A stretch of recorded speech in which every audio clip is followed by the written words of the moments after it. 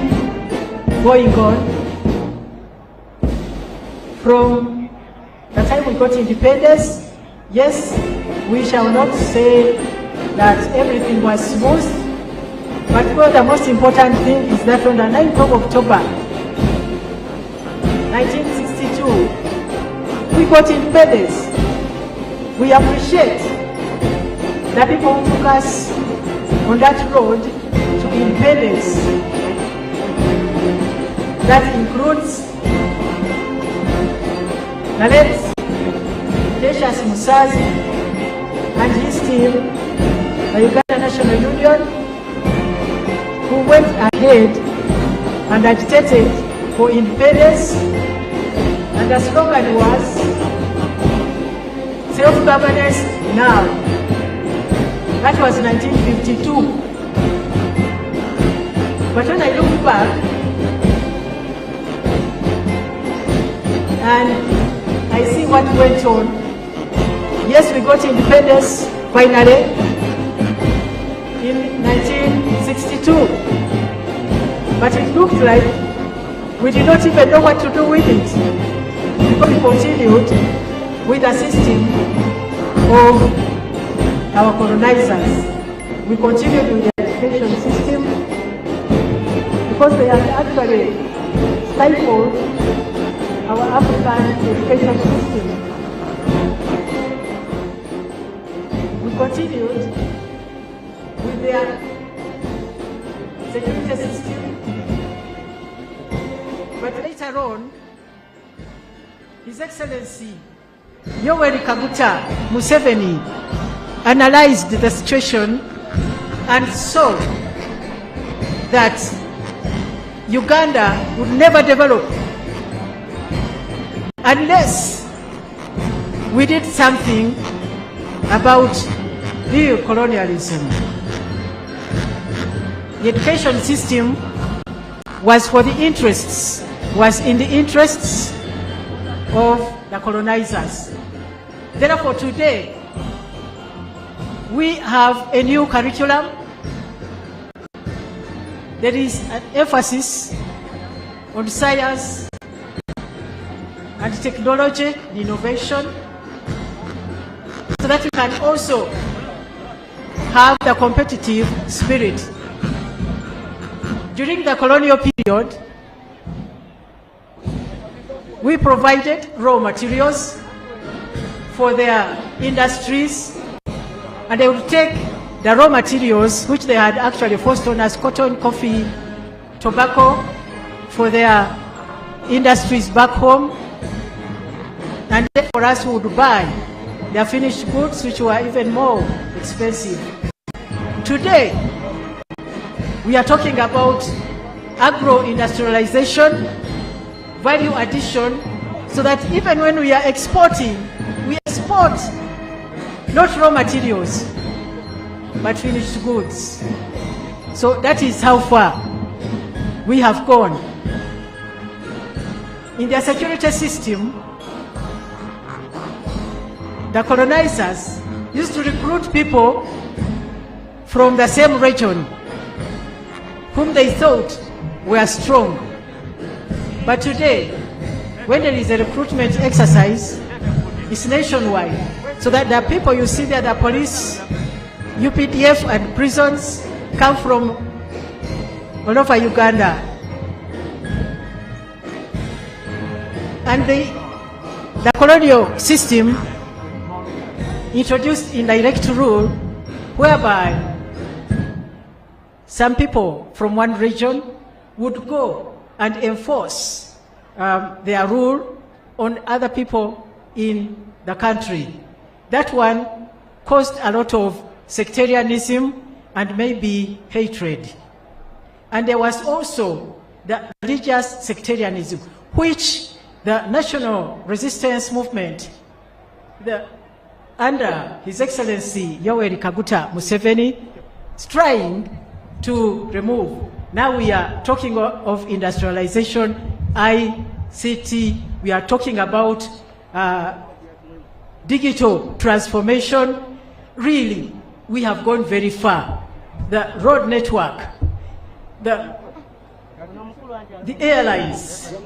We had only Entebbe International Airport. Now because of the oil city, the oil that has been discovered and now is being worked on in Uganda, we are now, yes, getting another international airport, Kabalega International Airport. We have really moved.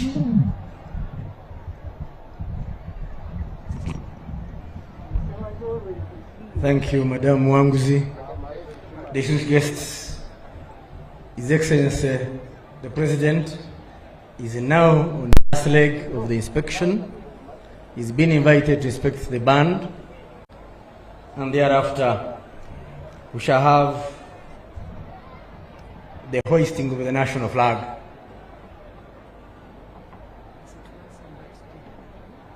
A repeat of the event of 9th October 1962.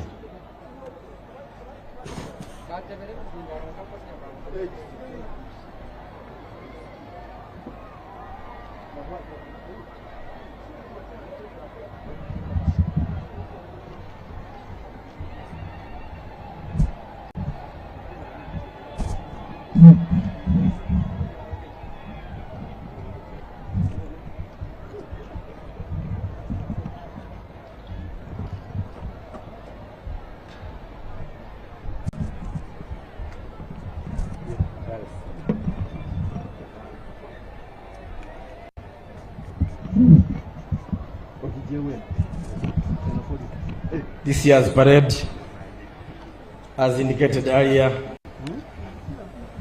is commanded by Colonel Dewa Kiki. His deputy is Lieutenant Colonel Kenneth Tabu Wabwire. The parade administrator is Lieutenant Colonel Richard George Mpangire, while the parade adjutant is Major Miriam Okelo Apio, and the parade RSM, Warrant Officer Class 1, Nsubuga Patrick.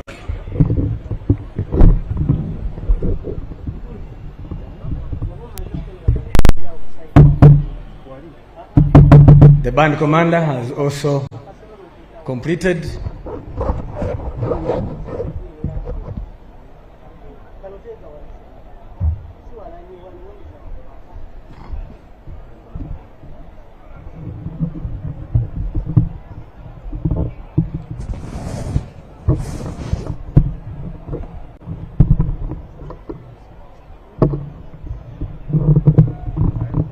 the parade commander has bid farewell to the president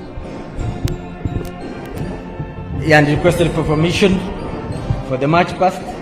Otherwise, talking of the parade structure, the color party is commanded by Captain Simon Peter Ekian, assisted by Captain Dixon Mizukire and Lieutenant Patricia Mpirwa, while the color RSM is Warrant Officer Class 2, Araj Felix. The directors of music from the UPDF, Colonel Moses Wilson Sentongo. From the police, SSP Okedi Stephen. And from the Uganda Prison Service, Superintendent of Prisons Tugume Ambrose. Thank you, Your Excellency.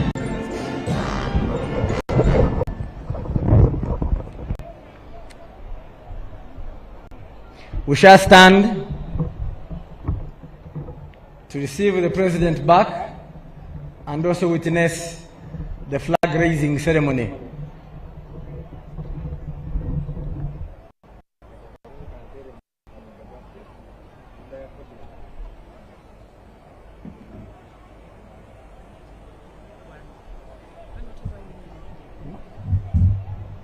Abandu bolande luno mwesi musingire abe hale mwesi musingire uli umuholo mukulundu mno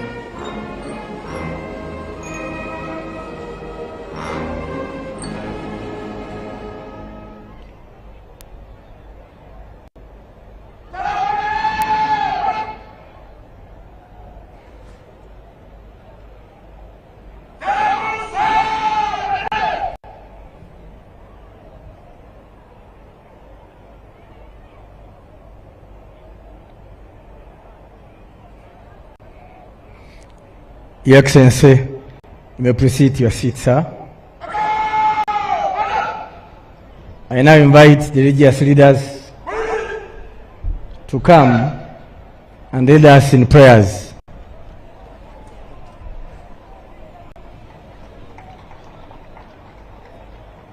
Your Excellency, sir, to lead us in prayer, we shall have Sheikh Obancho Jamil Juma, the District Qadi of Busia, representing His Eminence, the Mufti. Then for the Christian faith, we have His Grace Bishop Emmanuel Obo, the Archbishop of Tororo Archdiocese. These two will be accompanied by other religious leaders like Bishop Egesa of the Anglican Church Tororo Diocese,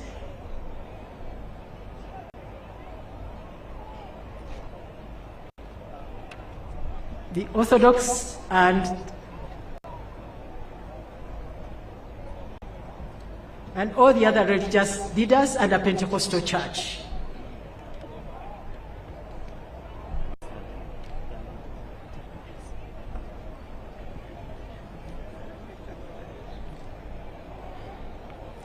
Let's humble ourselves for prayer. A'udhu billahi minash shaitanir rajim. In the name of Allah, the most merciful, the most gracious. All praise is to Allah, Lord of the world. Peace be upon His Messenger Prophet Muhammad sallallahu alaihi wasallam. O Allah, bless our country Uganda with peace, security and prosperity. O Allah, guide our humble leader, His Excellency General Yoweri Kaguta Museveni, and the other leaders to righteousness and wisdom. O Allah, unite our hearts and protect our nation from harm. Allah, we seek your help, guidance, forgiveness. We believe and trust in you. We praise you with all goodness. We thank you and do not disbelieve in you. Allah, we pray that this ceremony commences with joy, peace, and at the same time end peacefully. Amen.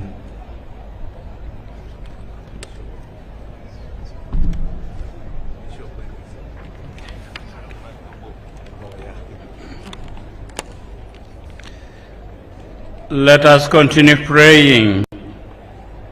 O God, our Creator, we offer you grateful thanks and praise for the gift of our beloved country, Uganda, as we celebrate today our 62nd Independence Day anniversary. Receive the prayers we all pour out to you today, that through the wisdom of our leaders and our integrity as citizens, harmony and justice may continue to be assured, and lasting prosperity may always come with peace. Bless us with your presence and surround us with your love, that we may continue to bless and praise your name. Continue to bless us and to look with kindness on us.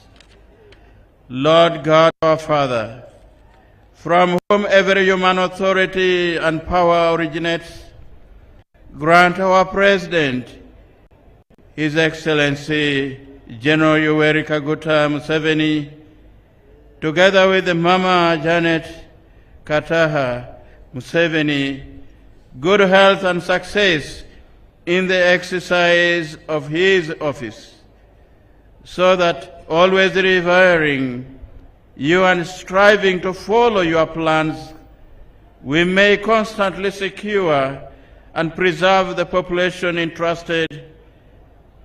He may constantly secure and preserve the population entrusted to his care.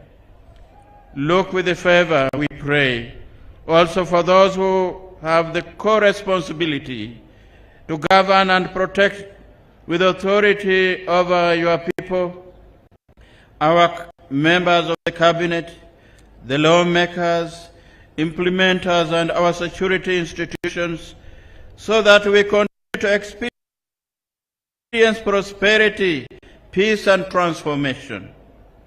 Bless all our elected leaders at all levels and mercifully pour upon them the spirit of your wisdom, that whatever decisions they make may be for the well-being and transformation of all, and may never turn aside from your plans. Bless us all, O God our Father and our Creator, that we may continue to remain united in peace and love. Bless us all, the people of Uganda, to continue to unite ourselves as Ugandans, regardless of our diversity, so that we will continue to work for a common good and an integral human development in our life. May God bless all of us with every heavenly blessing and make us always holy and pure in his sight. May he pour out in abundance upon us all the riches of his glory, and teach us with the words of truth. May he instruct us in the gospel, in the good news of salvation, and ever endow us with the fraternal charity. The Lord be with you all, and may the blessings of the Almighty God, the Father, the Son, and the Holy Spirit come down on you and remain with you forever and ever. Amen.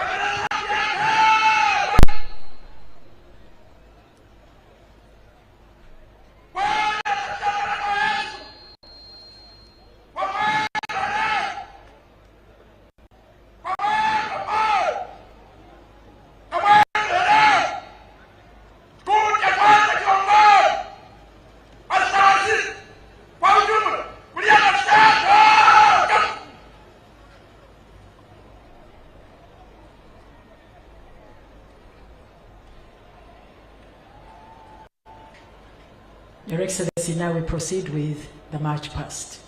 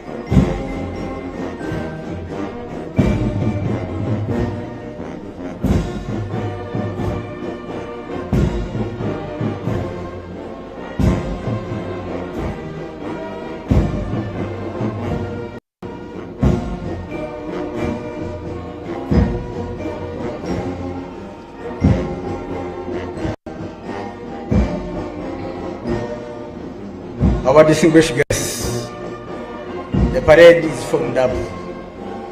It's made of the Uganda People's Defense Forces, the Uganda Police Force, the Uganda Prison Service, and the Uganda Wildlife Authority, the people who protect our natural heritage and the national parks.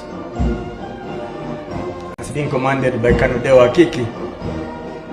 Substantively, he is the Deputy Director of Defense Public Information and is deputized by a son of the soil, Lieutenant Colonel Wabuye. Enjoy the music.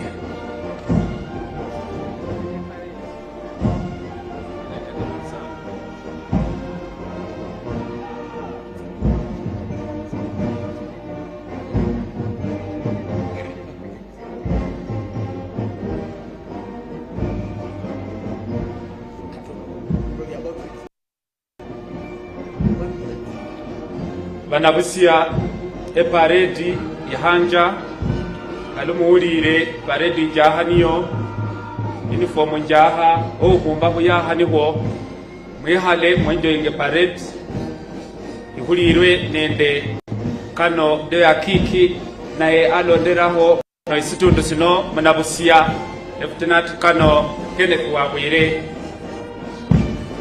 As colors come in, we shall be requested to stand in honor of the colors.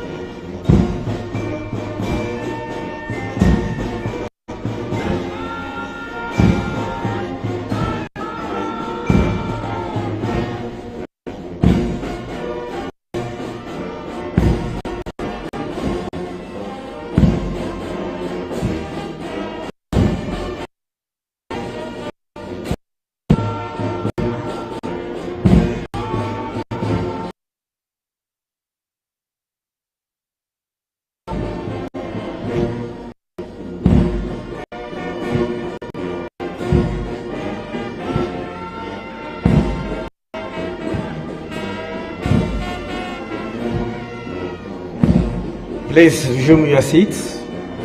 Thank you. Enjoy the parade.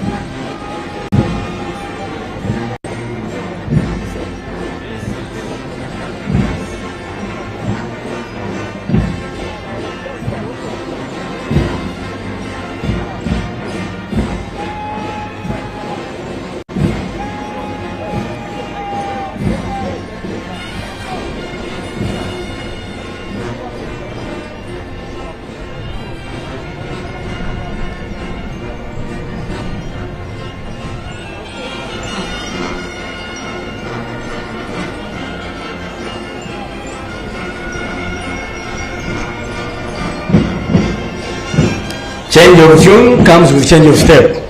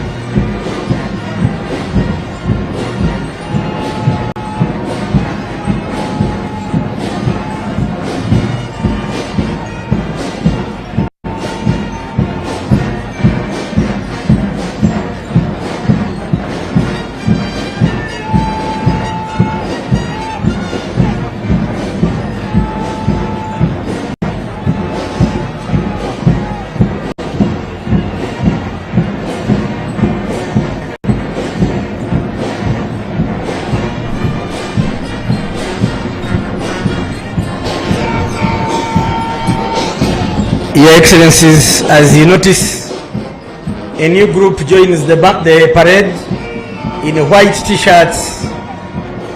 That's the UPDF circle. There was a Rendo circle, the biggest circle in the country and the richest circle.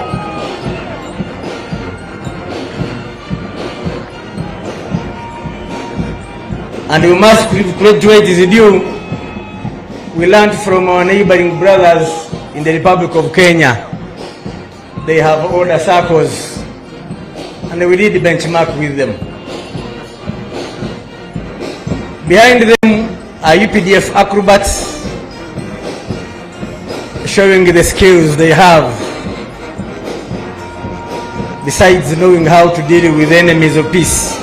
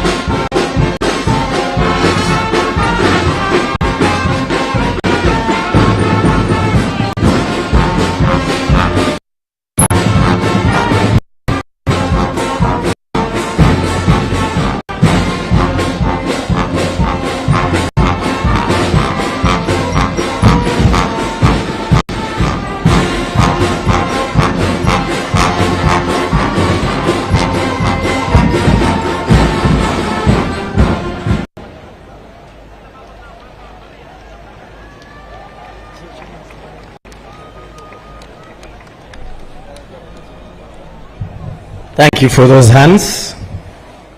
We appreciate them.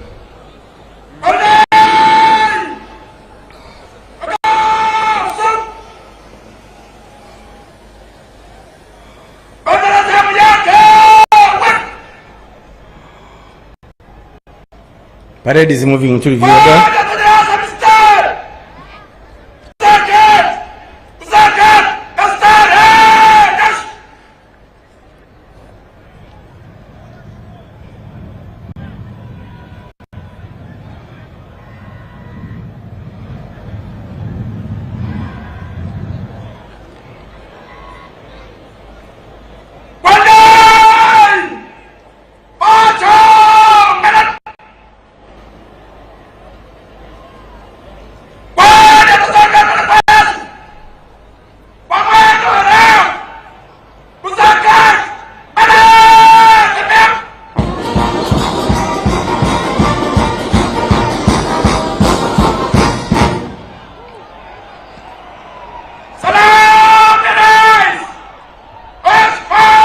Shall we all stand?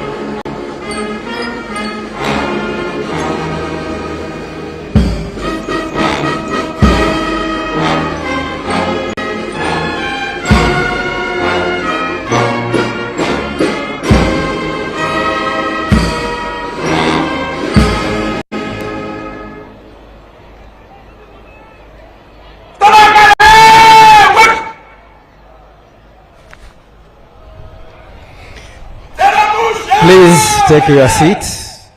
Please take your seats.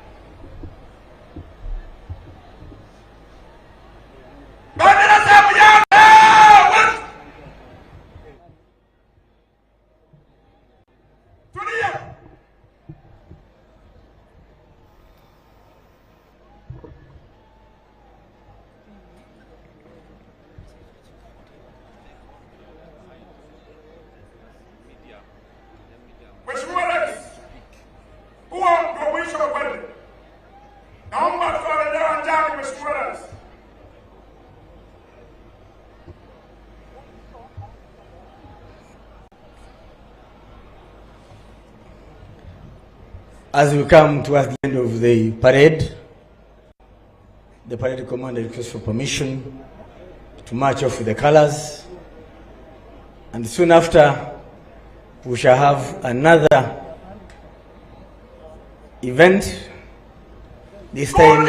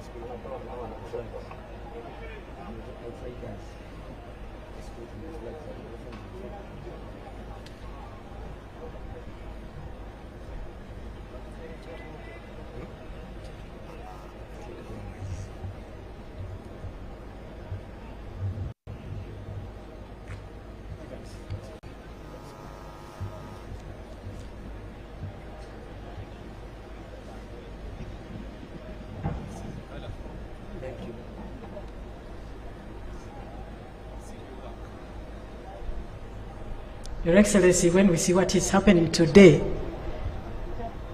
and then we think about the theme of Independence Day, a recommitment to secure and fortify our destiny. This is a real demonstration of fortifying what we have as a country. Maybe the people have not yet seen how we protect our colors. This is it.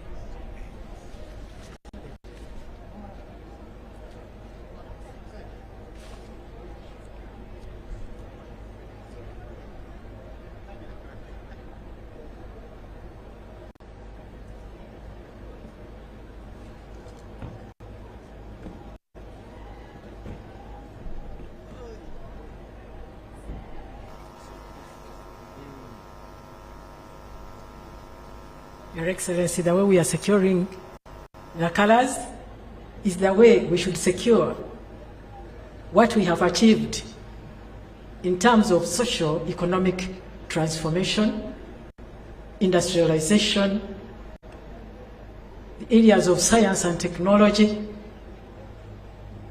agriculture. Your Excellency, you have really brought us so far, and what you have given to us should be secured and fortified.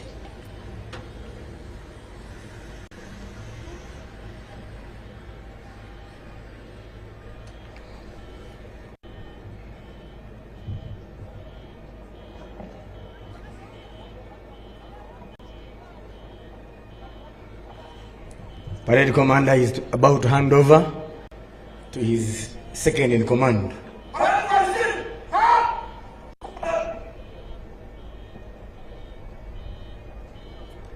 Waheshimiwa wageni walikwa, tunashukuru sana muda mliochukua mkajiunga nasi kwa kusherehekea siku ya uhuru wa mara ya 62.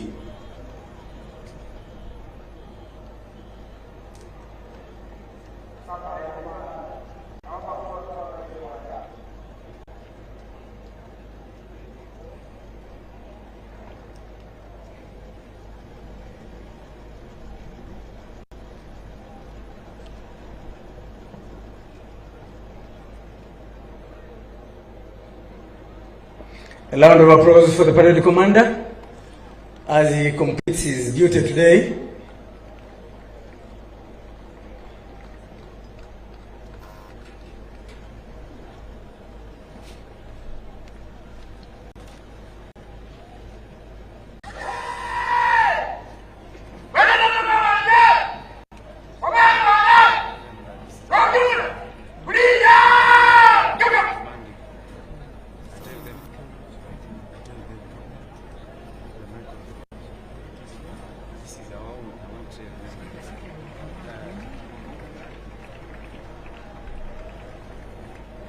Omundi yahadira mu paredi ngaluku babolere mwana isitundu mwana wemwe bamulanga Lieutenant Colonel Kenneth Wabwire mumubire hendulu mumusangalireho oyo niye ohubiri ku paredi ino era umuhongu waye hamuberesa yesa adumire atuseo amaikaye atuseo paredi dawe basa UPDF dawe basa president oberesa abana befe bebusia ahakisa bahola mbirimo kitiyo mumaye bangi muno abasami abagwe abalumaye mulala wabo niyo Dr. Kano Nekesa Victoria ibadola ahihiramaye mu parliament mulala ko bana befe mubusia muno ate yasomera asano musomero ebusibo primary school. Dr. Kano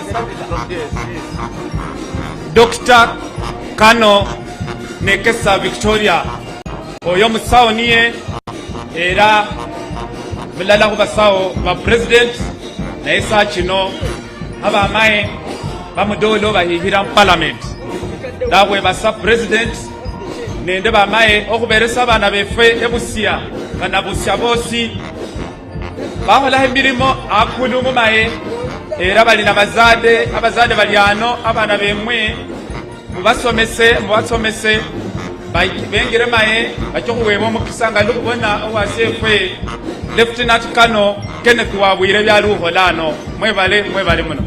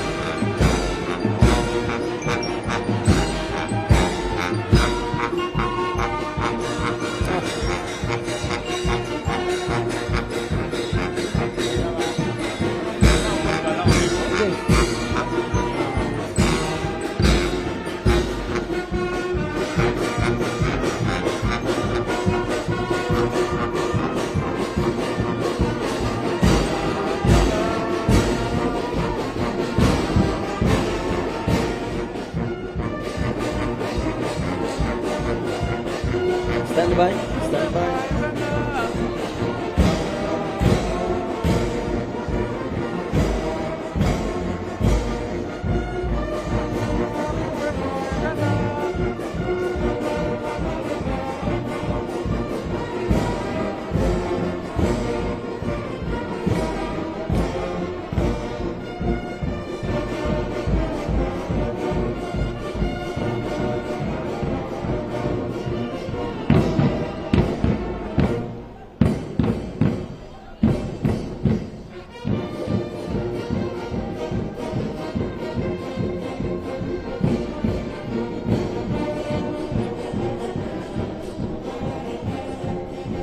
Your Excellencies, as the band marches off the field, the ground, I present to you Juksu Group.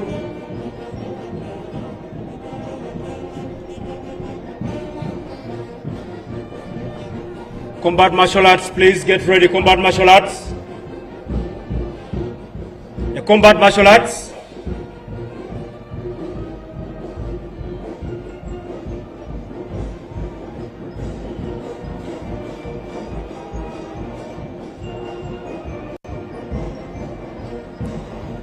Use that space is enough.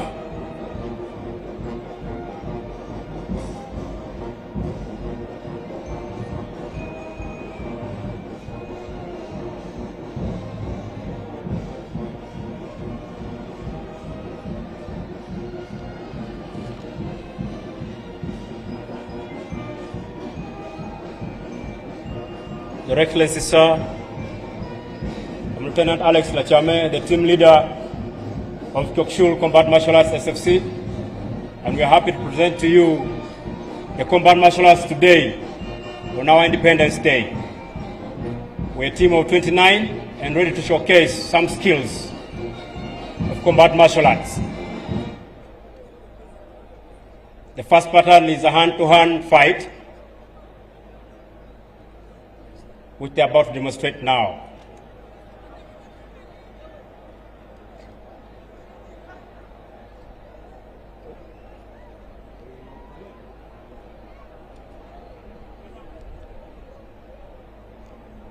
Yes, you can begin. Combat martial arts, go ahead.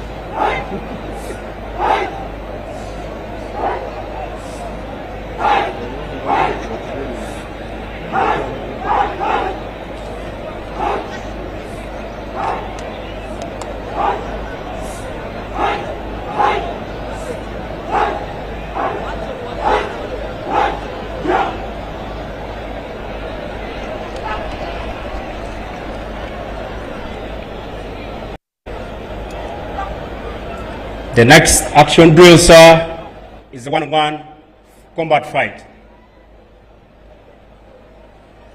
Please, our dear viewers, the activities we'll be witnessing today are not safe to be practiced at home.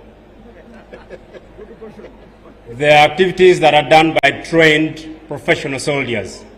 So please, at home, don't do it. You can do it when attacked. It's only meant for self-defense and in time of combat.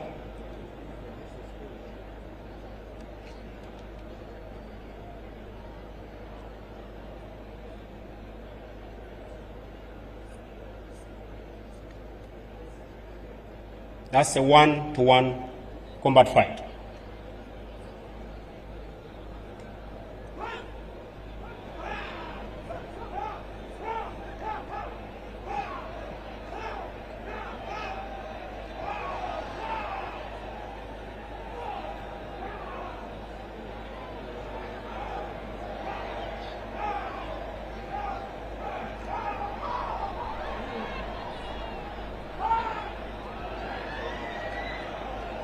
Never practice that at home, please, our viewers. The next action drill is the hand-knife fight. It is a drill that helps a soldier fight with a bayonet or a hand knife.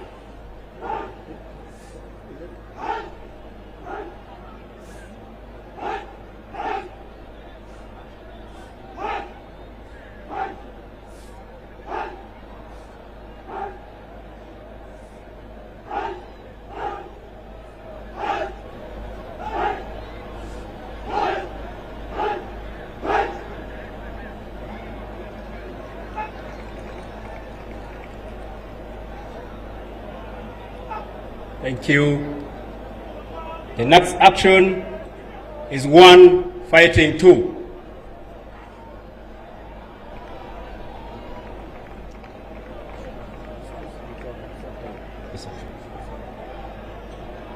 Combat marshals, please work on time. Work on time.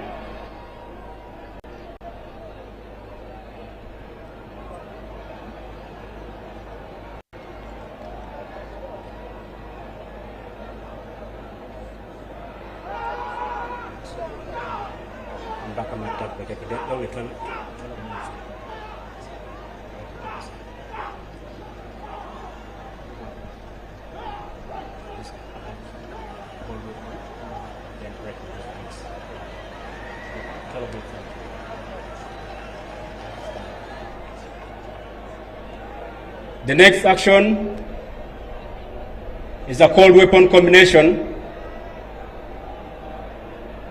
This helps a soldier to fight with only his weapon when he chooses not to release any bullet.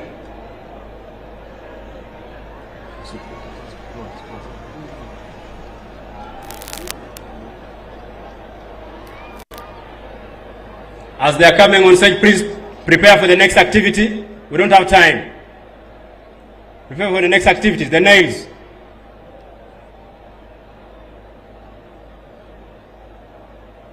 Bring the nails.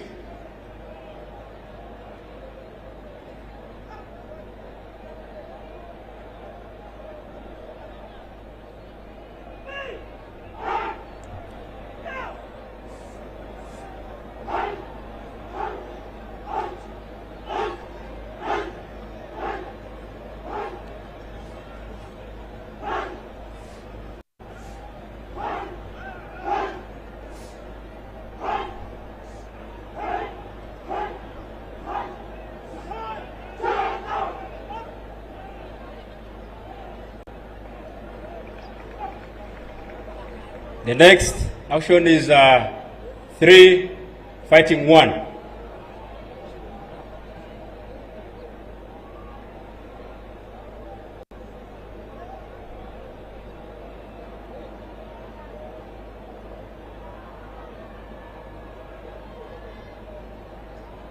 Come on, let's go.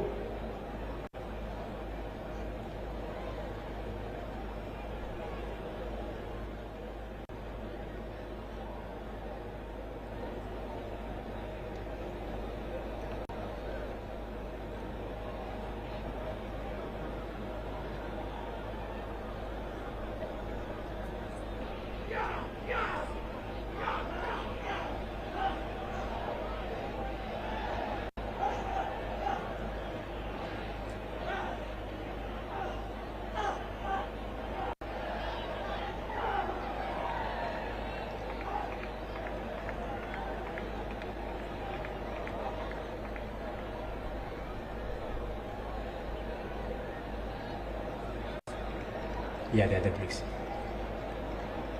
Your Excellency, sir, those are young female soldiers and about to showcase you how they are going to break those blocks there made of cement and sand. Commander, please prepare for the next action. That's Private Achipabeti.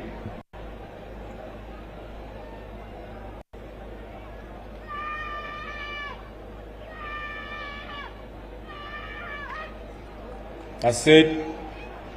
Next one is Private Adong Oliver.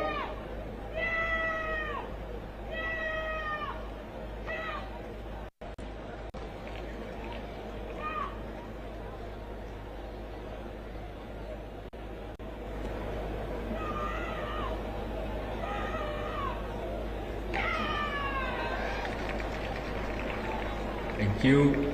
Please, dear viewers, you never practice this at home. They're not safe at home. Those you see there are live nails, 5 inches, all nailed on the board of soft wood. And somebody is about to jump on them with a live foot, with no shoes on bare feet.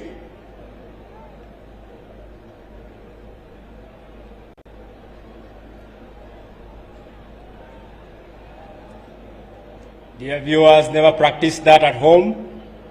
It is done by a trained professional.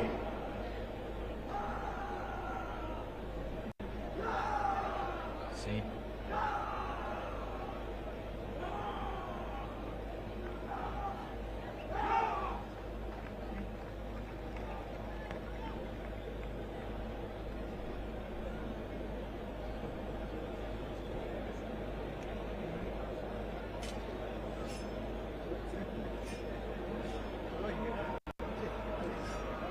That one is coming to slip on the nail with that bare skin.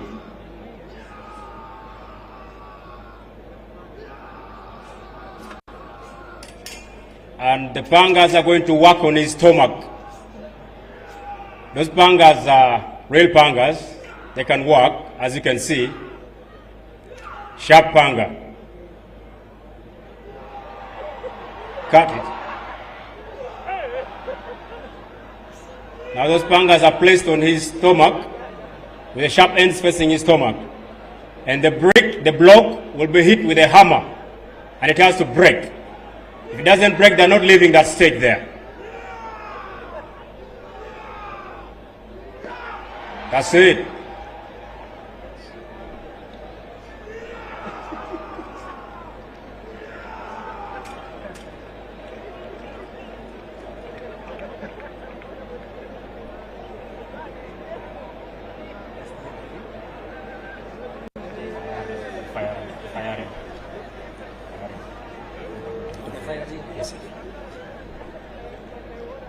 Work on time.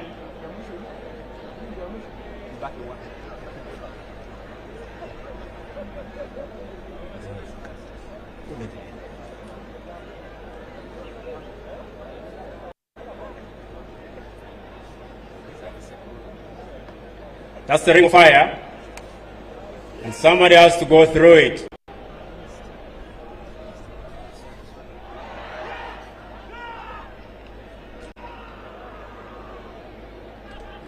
They're all going through it.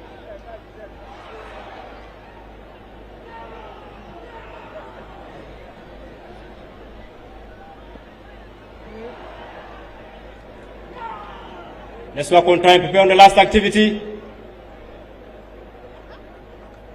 Let's go.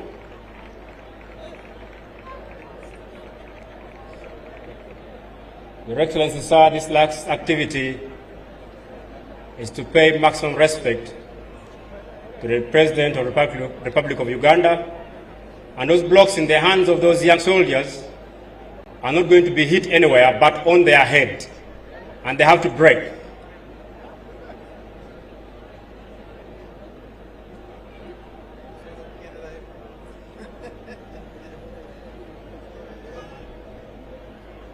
Those are concrete blocks in the layer.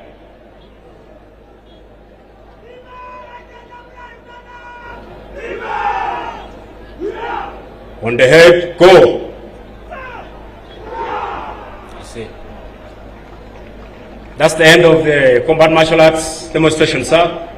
We should carry on, sir.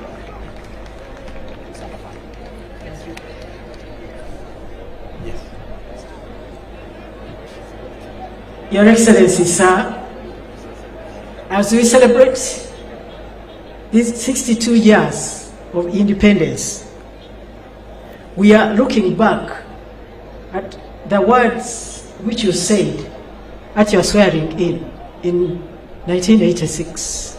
You said, sir, what you see today is not a mere change of guards. It is not a mere change of guards, it is a fundamental change. Your Excellency, from that time, we saw that it was like an ignition key to the social, economic transformation of this nation, and we have run very fast. Your Excellency, you like reading the Bible. I can compare you with Nehemiah. Nehemiah had to rebuild the walls of Jerusalem. They had been destroyed. He went on and rebuilt those walls with the help of his own people.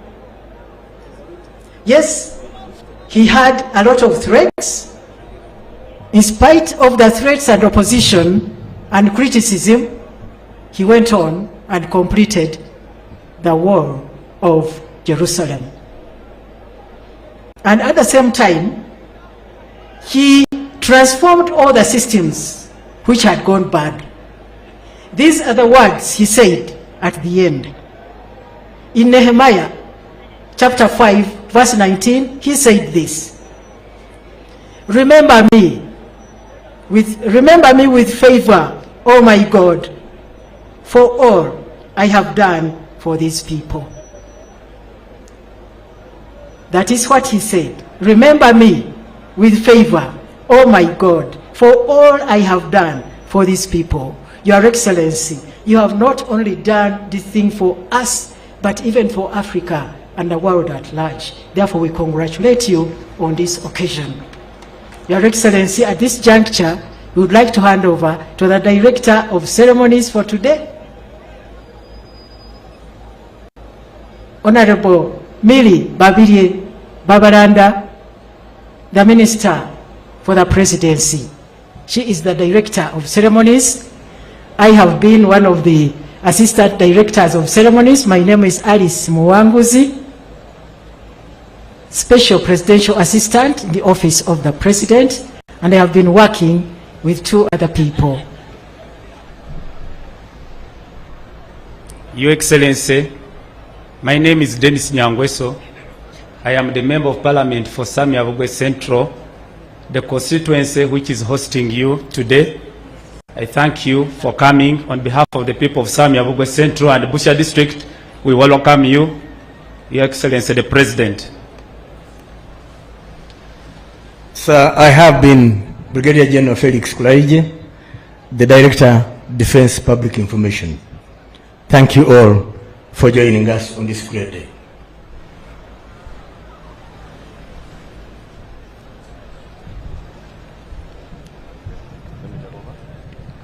Your Excellency, President of the Republic of Uganda, Commander-in-Chief of the Uganda People's Defense Forces, National Chairman of the mighty party NRM, our Chief Patriot, our champion in the fight against HIV and AIDS, our champion of democracy,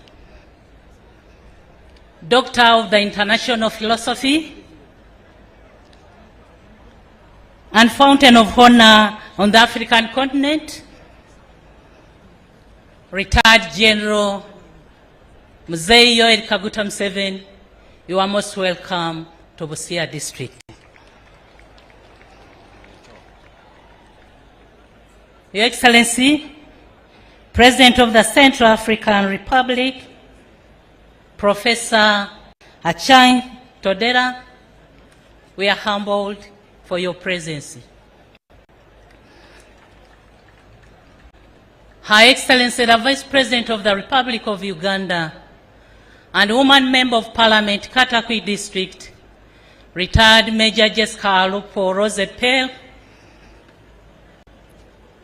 you're most welcome. His Lordship, Alphonse Owinyi Doro Chagamoy, the Chief Justice of the Republic of Uganda,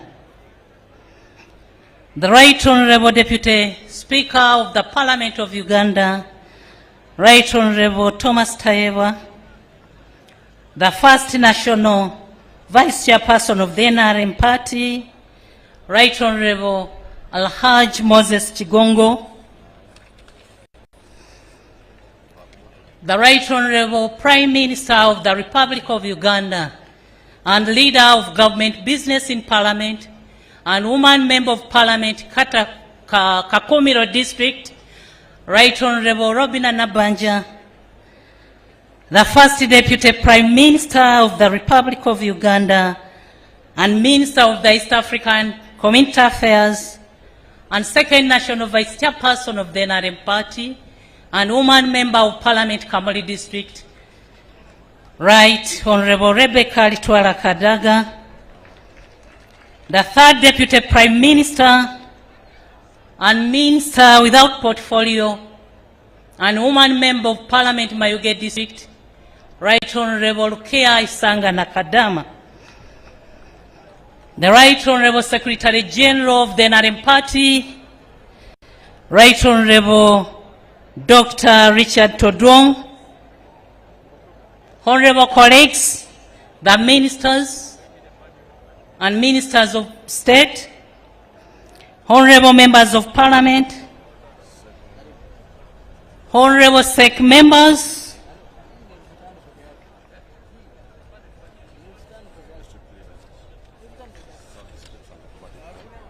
led by you, Your Excellency, as our chairperson of the National NRM Party,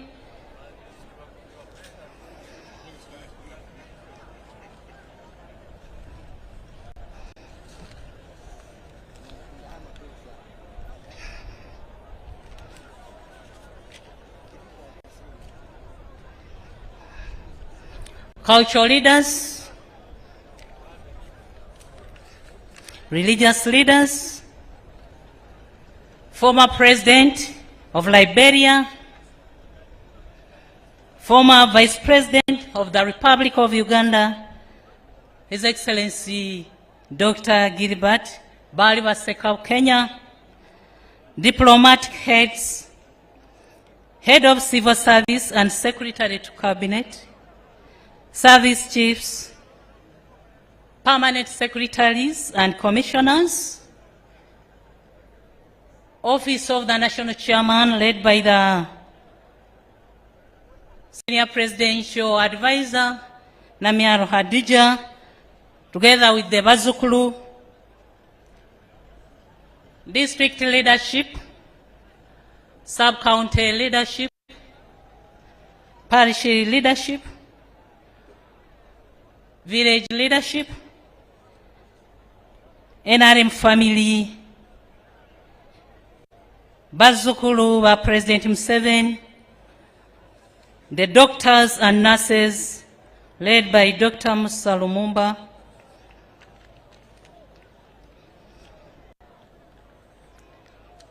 ladies and gentlemen, God is good, and all that time, Happy Independence Day celebrations to Ugandans. Your Excellency, allow me on behalf of the National Organizing Committee to welcome you and all our guests to CO Teachers Demonstration Primary School grounds here in Masafu Town Council, Busia District. You are all welcome to this year's Independence Day celebrations. Abandu bebusia mulio, mwebala okuwagira President Museveni, mwebala okuwagira NRM. Your Excellency, sir, Uganda is marking 62 years of self-rule, and this year's celebrations are coming after exactly 124 years since the signing of the 1900 Buganda Agreement, which is considered the turning point of entrenching colonialism and colonial rule in Uganda. This agreement introduced the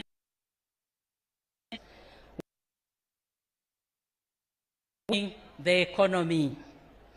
The people were told to grow a few crops for money and the rest for food. After 124 years, the people are still locked up in the mentality of working mainly for the stomach and not for the commercial value of their products. Your Excellency, sir, this is one of the biggest challenges that have delayed Ugandans to attain middle-income status. However, I commend the NRM leadership for promoting commercial agriculture and enabling every Ugandan to enter the money economy. Your Excellency, Allow me to thank the Almighty God for preserving your life. Last month, on September 15th of 2024, I was one of the Ugandan who witnessed the celebrations marking your 80th birthday. We cannot take this celebration for granted. God has given chance to many persons to prove themselves, but they have not ably utilized their chances to transform their communities in order to leave a lasting legacy. You have proved that one can have the chance and maximally utilize it for the benefit of millions of others. Your Excellency, sir, for God to keep you alive and for you to remain our democratically elected president, you still have the work to do to transform our country. I appeal to you, my fellow leaders and public servants, to maximize on the grace the Lord has given to us through our President, retired Museveni, Yoweri Kaguta Museveni.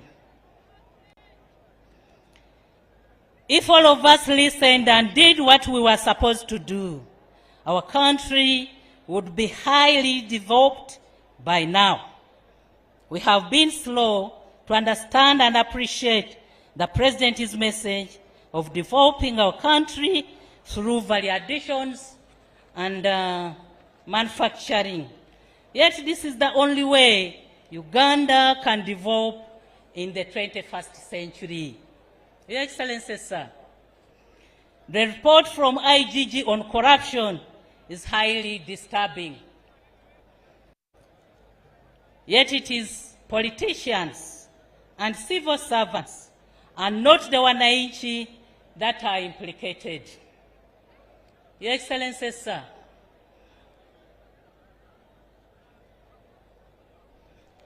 I wish to commend your leadership for the stability and transformation of the country.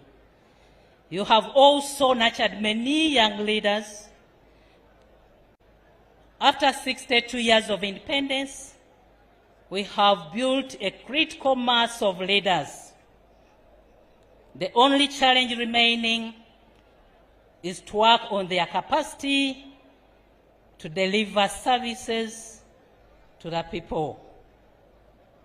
As I conclude, Your Excellency,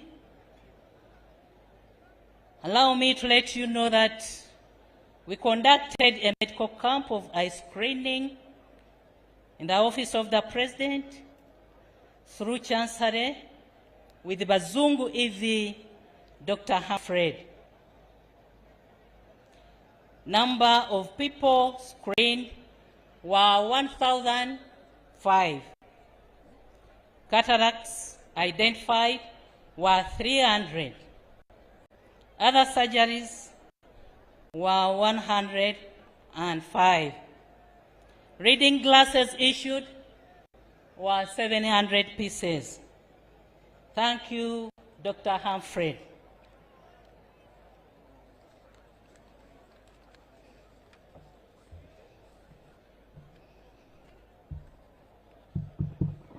Your Excellency, sir, allow me to introduce to you the presidential delegations we are celebrating with this Independence Day. Your Excellency, next to you is His Excellency Professor Faustin Achang Todera, President of the Central African Republic.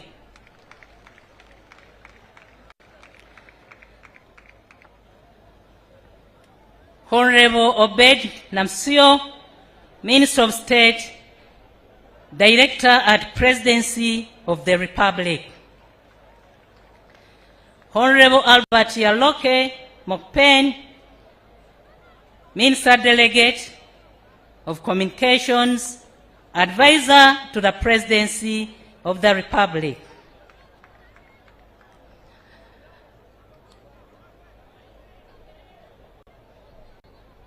His Excellency Fred Mathurin Mapoka, Ambassador, Director General of State, Protocol.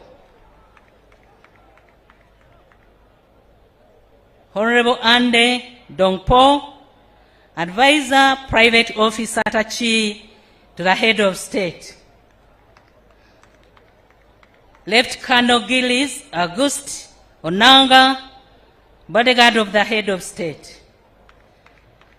Miss Raisa Helen Ndoumakato, Attaché to the Presidency of the Republic. Your Excellency, below is the ministerial delegation. Honorable Jean Wibro Sako, Minister of State in charge of disarmament, demobilization, reintegration, repatriation, and the follow-up of the political agreement for peace and reconciliation. Honorable Sylvie Valeri Baido Temon, Minister of Foreign Affairs, the French-speaking world and Central Africans in the diaspora. Mr. Rameaux Claude Bireu, Minister of Defense and Reconstruction of the Army. General Zephrine Mamadou, Chief of Staff of the Central African Armed Forces. Division General Bruno Wayolo, Ministerial Advisor on Security Reforms at the Presidency of the Republic. Major Parfait Landre Guipi, Director of Military Protocol at the Presidency of the Republic.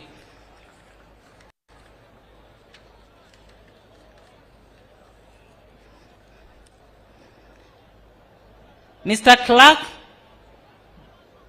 Malthus Urich Sebirot, Aide de Camp to the Minister of National Defense.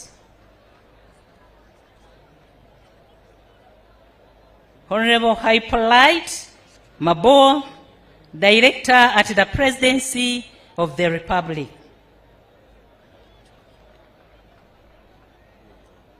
Mr. Freddy Nako Sebut, Bet, Presidential Press. Mr. Angeb Sadet Golan, Presidential Photographer.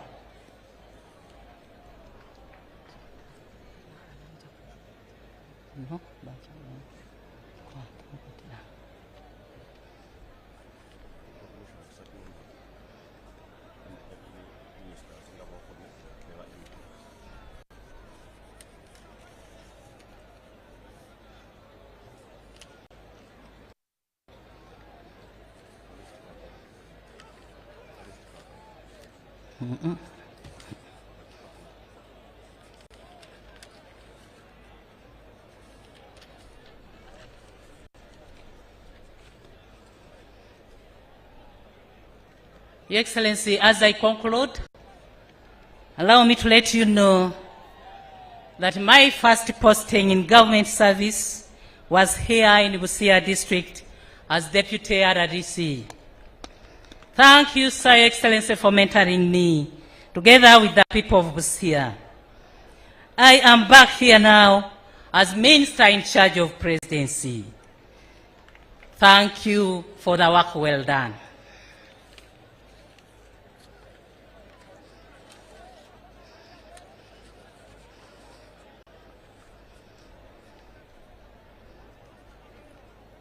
Your Excellency, and with your permission, allow me to introduce to you the Right Honorable Moses Chigongo, the Vice Chairperson. These are members of the Central Executive Committee, sir. The Vice Chairperson of the NRM Party, Alhaj Moses Chigongo, is here with us, Your Excellency. The second National Vice Chairperson of the NRM Party, Right Honorable Rebecca Litwala Kadaga, Your Excellency, is here with us. The Right Honorable Dr. Richard Todrong, the National Secretary General of the Might Party NRM, Your Excellency, is here also. Honorable Ambassador Nekesa Barbara Oundo, the National Treasurer of the NRM Party, Your Excellency, she's here with us also.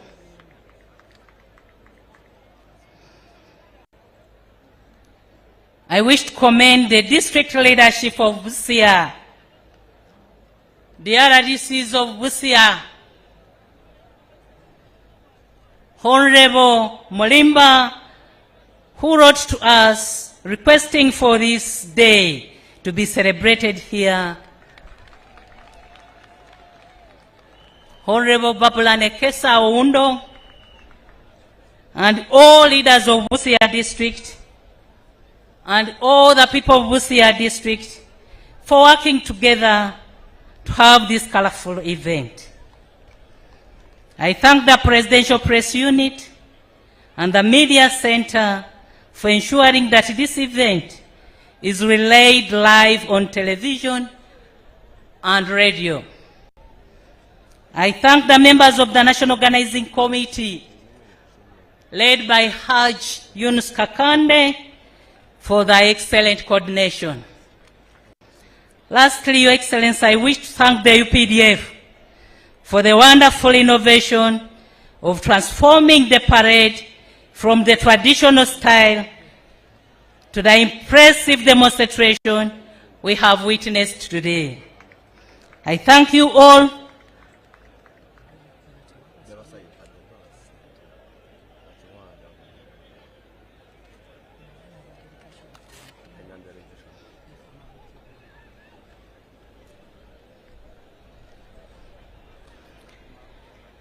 Your Excellency, before inviting you, allow me also to recognize other SEC members who are with us today. Your Excellency, we have Honorable Huda Horel, the Minister of State for Defense, Honorable Chiwanda Subi, the Chairperson of Uganda, Dr. James Tweheo, Chairperson Workers' League, Honorable Dombo Emmanuel Lumala, Director Information, Honorable Gedudu, Honorable Alisemera Jane, and Honorable Lydia Wanyoto. Your Excellency, allow me also to recognize the delegation from Kenya,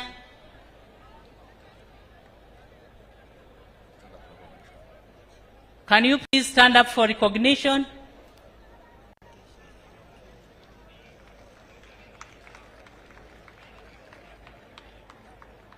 Thank you.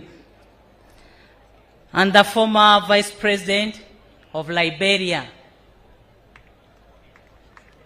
Your Excellency, High Excellency, you're most welcome.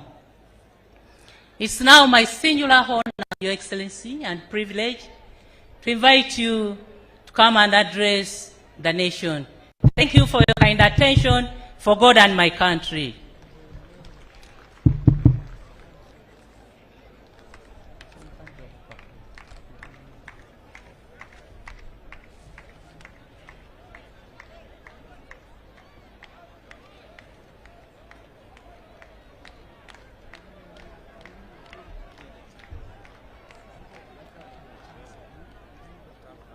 Ababusiya muriyo. Ababusiya muriyo mutiye. Muri burungi.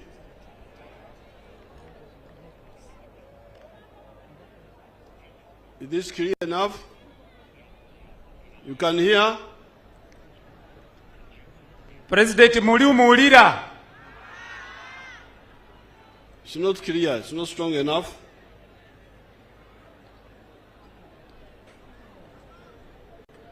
His Excellency Professor Tawadera, President of the Central African Republic, Her Excellency the Vice President of Uganda, and all the other state and party leaders, the cultural leaders, the religious leaders, and the leaders of UPDF, as well as all the other political leaders. I will speak in English, but somebody should translate later, summary, not the whole speech. President achohulomalomo lusungu lufwanyuma kuicha obafaluliramu President byalaba nalomalome naye namali okhulumaloma. This is because simultaneous translation will take a long time. Kulokhuba nanaba nalomaloma nihaninga lusamu bicho khuyire bihabingi muno. But before I speak, I want to invite our guest, His Excellency President Towadera, to come and address you. President nato alomaloma yahalanga President umukeni waye President wa Central African Republic yekyalomaloma ho yimuli.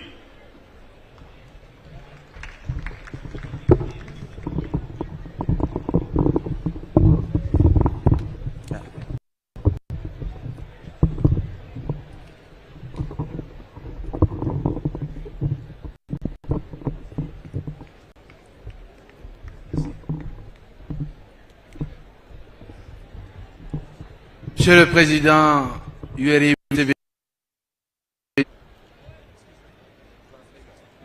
peuple d'Ouganda, je voudrais tout d'abord President Yoweri Museveni, the President of Uganda, je voudrais tout d'abord adresser mes remerciements I would like first of all to express my deep appreciation and thanks. Mes remerciements au président Yoweri Museveni pour son invitation. Great thanks to His Excellency President Museveni for his invitation to come and participate in this important celebration.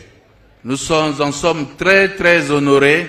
We are very much honored pour participer à cette célébration de 62e anniversaire de l'indépendance de l'Ouganda. We are indeed very blessed to be present in celebrating the 62nd independence anniversary of his country. Nous souhaitons donc bon anniversaire, We bonne wish fête you de l'indépendance à tout le peuple ougandais sous le leadership du président Yoweri Museveni, qui est le leader incontesté, le leader du panafricanisme, de la lutte contre le colonialisme et le néocolonialisme. Allow me to specifically thank President Yoweri Museveni for effectively representing the people of Uganda since many years, and to thank the participation of his people in celebrating the 62nd independence anniversary today.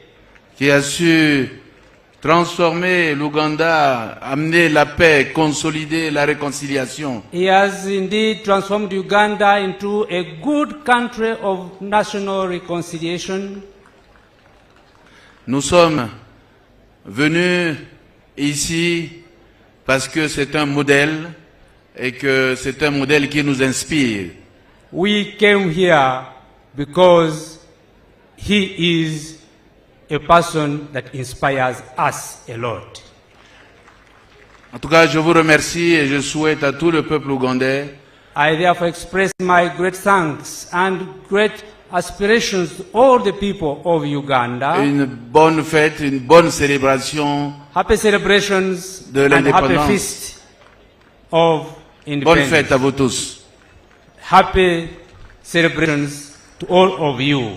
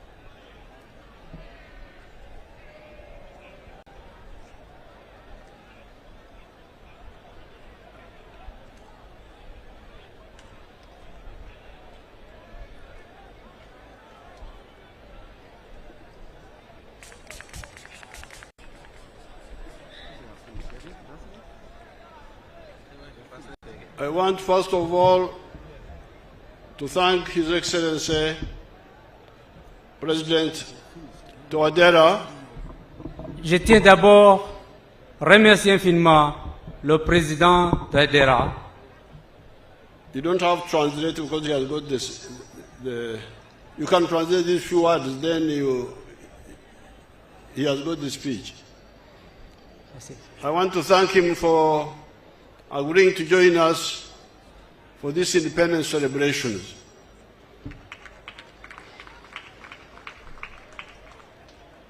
Yesterday, we had a long discussion in Entebbe, and Central Africa will become a very good trading partner with East Africa.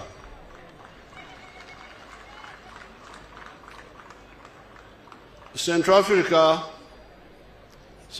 Republic is just after Congo and South Sudan. And together with Central Africa,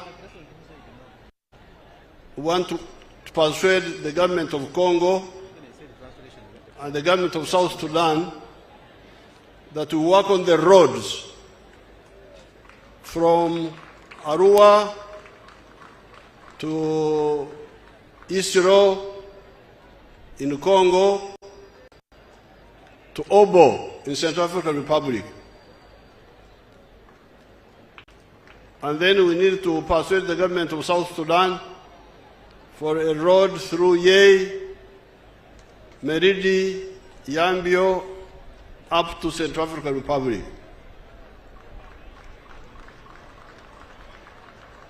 Then East Africa will be linked by road at least with the Central African Republic and beyond. As we are working on that, I invite the Uganda Airlines to look at the possibility, and our air cargo companies, to look at the possibility of flying to Bangui a few times, even if it is not daily, but some few times, so that we can link up with our brothers there and sisters. Secondly, I want to congratulate General Museveni Gaba, the new CDF, for rationalizing the parade.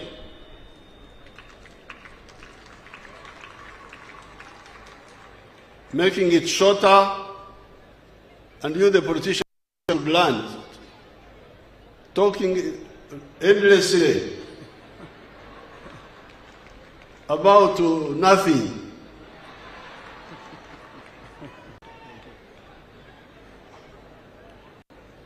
I want to congratulate the army. Instead of the parade staying there the whole day standing, now they have done their work and they have gone. So I want to congratulate General Muhoozi for bringing that rationality. The old parade, we got it from our brothers, but it is time to reform them. I congratulate them. Muliye mutiye. Muliye mutiye. Habari. Nyinyi wa Wasamia na wa Kenya na wasalimia. Salamu kwa wote. Mwebale muno.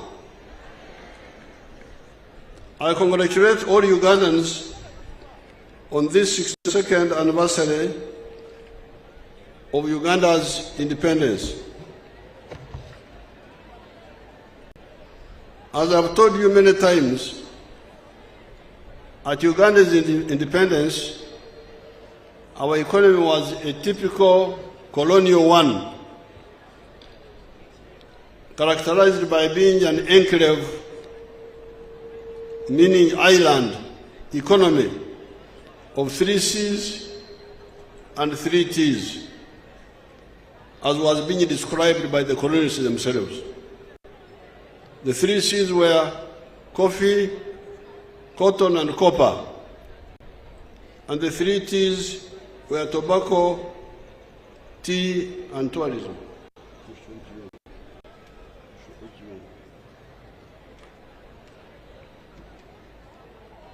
These formed a small island of modernity and money economy, surrounded by a sea of no money, subsistence economic activities, underdevelopment, and poverty. By 1962, only 9% of the homesteads were in the money economy, which means that a whole 91% were outside the money economy. Being outside the money economy meant poor housing, no education for the children, no clean water, poor nutrition, poor health, and poverty. On account of the wrong ideology of the politics of identity, tribes, religion, and gender chauvinism, the country was divided and unstable. This instability caused the constitutional crisis of 1966 and the Idi Amin coup of 1971. When the ignorant Idi Amin came into government, he expelled one element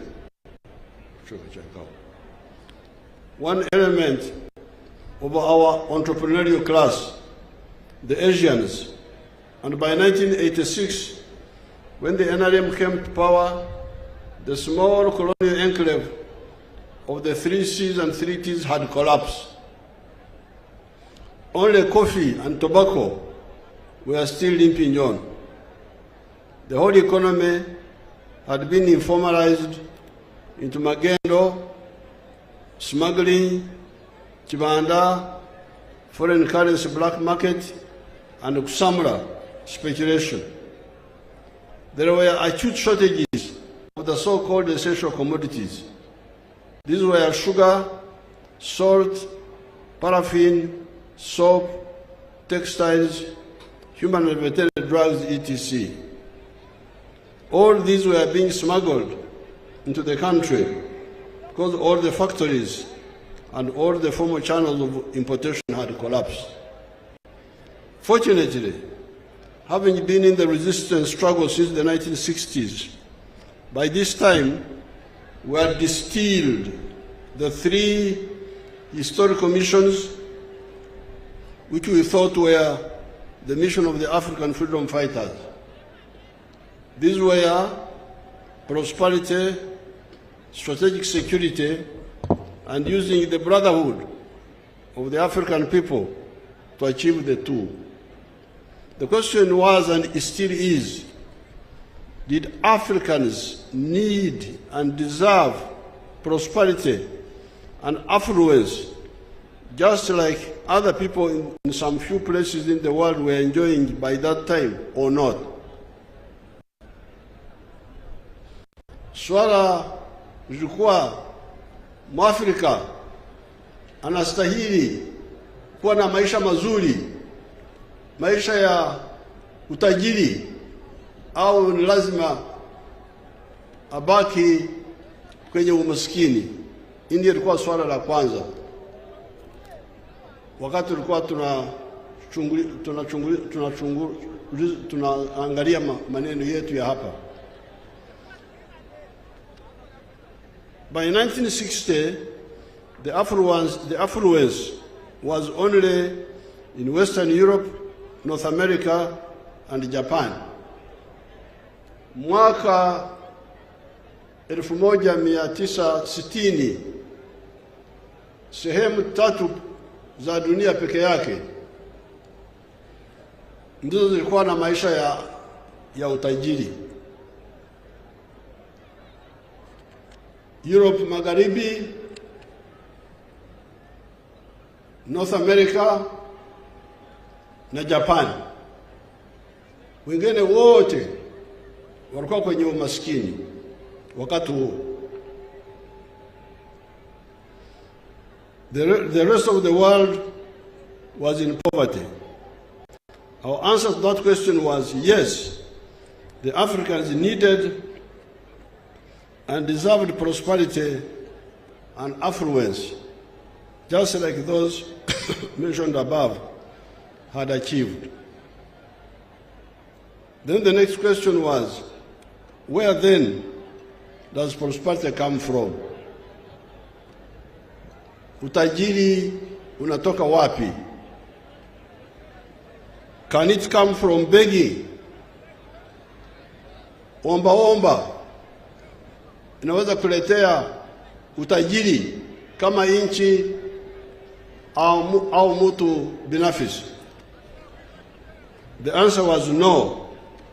Prosperity and affluence can only come from producing a good or a service with a chibaro, ensuring maximum returns, and selling those items sustainably. Jibu letu lilikuwa kwamba utajiri unatokana na kila mtu mzima kushiriki kwenye kuzalisha bidhaa au huduma na kuuza hizo bidhaa na watu kukulipa kwa huduma yako ambayo umewatolea.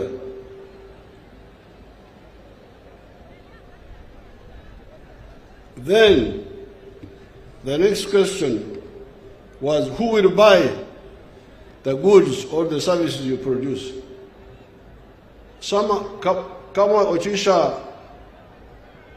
tengeneza bidhaa au uko na huduma, watu gani ambao watanunua bidhaa hizo?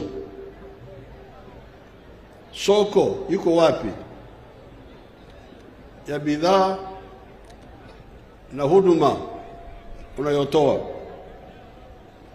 This is when our search for prosperity and affluence brought us into collision with the prevailing pseudo-ideology of that time in Uganda and many parts of the world.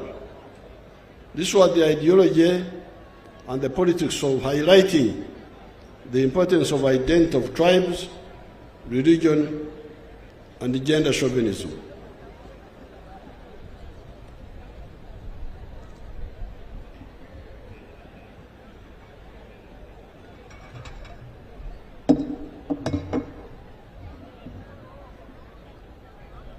Kawa inanisaidia kwa throat.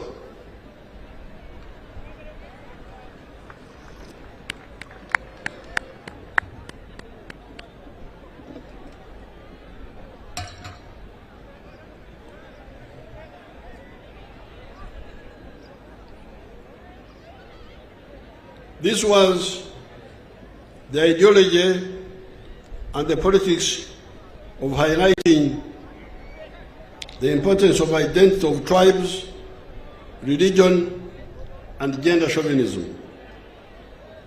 We discovered that in the case of Uganda, people of the same tribe or locality tend to produce similar products and therefore cannot easily buy from one another. Therefore, it was clear that in the case of Uganda, once a zone produced goods and services, the next assistance to the effort of wealth and affluence creation would come from other zones of Uganda, most probably other tribes of Uganda, in the form of buying what was produced. That is how Uganda, as a country, became very crucial for the wealth creation of the different zones. Wakati nilikuwa nakuja hapa, nisimama hapa karibu kwa makazi ya mwananchi pale karibu, na niuliza watu ambao walikuwa pale wanafanya kazi gani. Watu kama wawili waliniambia kwamba wanafanya biashara ya kuuza mazao. Alafu niliwauliza, mazao mnayotoa wapi? Hapa. Waliniambia kwamba wanatoa mazao Kamwenje. Wanakwenda Kamwenje, wanatoa huko maharagwe, wanakuja wanauza Wakenya huko. Sasa hii ndio siasa ya NRM. Kuzalisha mali, alafu kuuza hiyo mali kwa ndani ya Uganda na kwa Afrika nzima. Kama unaelewa hilo, huu uhusiano uweza kuwa kwenye mambo ya ukabila, mambo ya dini, mambo ya kudharau wanawake na watoto na vijana. Hayo yote ni madhambi ya wanyonyaji. Ndio wanaamini mambo hayo, kwa sababu huyu mtu hapa kilomita, nusu kilomita hapa, nilisimama hapo, utajiri wake unatoka Kamwenje, ndio anatoa maharage. Kwa hiyo watu wa Kamwenje wanamsaidia kibiashara, alafu na yeye anawasaidia kwa sababu anafikisha bidhaa zao, mazao yao kwenye soko la Kenya. That is where prosperity comes from. Prosperity comes from producing a good or a service and selling it. And whoever buys it is contributing to your prosperity. And you are also contributing to his prosperity.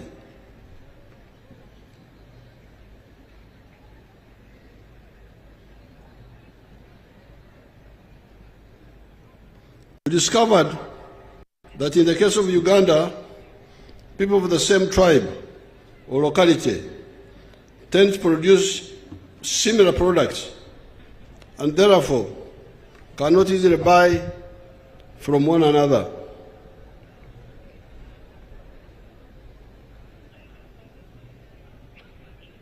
Therefore, it was clear that in the case of Uganda, once a zone produced goods and services, the next assistance to the effort of wealth and affluence creation would come from other zones of Uganda, most probably other tribes of Uganda, in the form of buying what was produced. That is how Uganda, as a country, became very crucial for wealth creation of the different zones. All the zones, all the tribes, all the religions, all the gender groups of Uganda needed Uganda for their prosperity and affluence. That is how we distilled the first ideological principle of the NRM, patriotism. Love Uganda. Why? It is because you need it for your prosperity. Ndio sababu jambo letu la kwanza kisiasa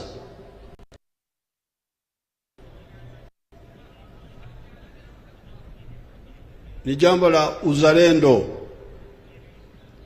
Lazima upende Uganda kuliko kuangalia makabila na madini na grupu zingine. Sababu gani? Kwa sababu utajiri wako unasaidiwa zaidi na Uganda kuliko kila kabila likijitenga peke yake. However, soon we discovered that even Uganda was not enough. We needed East Africa, and we needed Africa for a bigger market. That's our second principle of Pan-Africanism. Love Africa. Why? It is because you need it for your prosperity. Soko la ndani ya Uganda halitoshi. Soko la Kenya halitoshi wazalishaji mali wa Kenya. Tangu mwaka 64 mfuko wangu wakati bado niko mtoto wa shule ulikuwa unasaidia wa Kenya kwa kununua bidhaa kutoka Kenya. Kule kwetu mbali Mbarara walikuwa wanaleta maziwa kwenye karatasi zenye chapa ya KCC, Kenya Cooperative Creameries or something like that. Kwa hiyo kule Mkenya alikuwa anafaidika kwa mfuko wangu. Mimi nikinunua maziwa ya kutoka Kenya, Mkenya anamsaidia, anapata pesa, na Mkenya mwingine anapata ajira, kazi. Ndio sababu unasikia kwamba msingi wa kwanza wa NRM uzalendo, penda Uganda. Sababu gani? Kwa sababu Uganda ndio itakusaidia kwenye shughuli zako za kufanya biashara. Lakini vile vile Uganda haitoshi, lazima upende Afrika. Kwa kizungu tunasema Pan-Africanism. We needed East Africa and we needed Africa for a bigger market. Hence our second principle of Pan-Africanism. Love Africa. Why? It is because you need it for your prosperity. We then realized that you cannot produce modern goods and services if you do not promote socio-economic transformation from the capitalist modes of social organizations. Hence our third ideological principle of socio-economic transformation.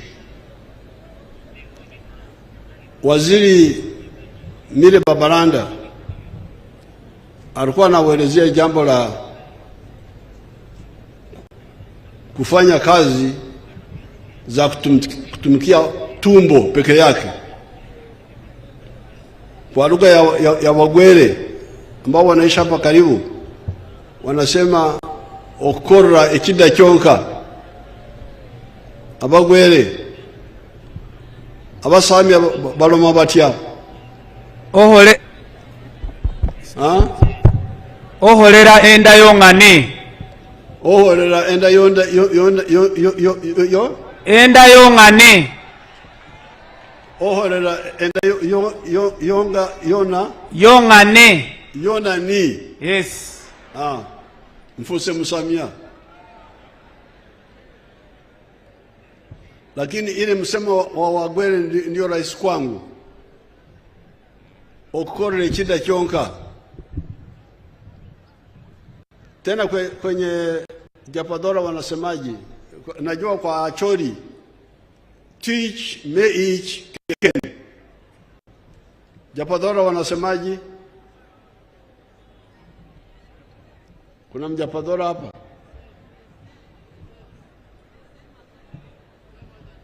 Where is my talkative girl? Opendi.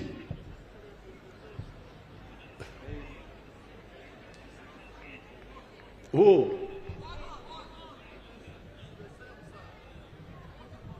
Like Acholi. You go and tell us on the microphone.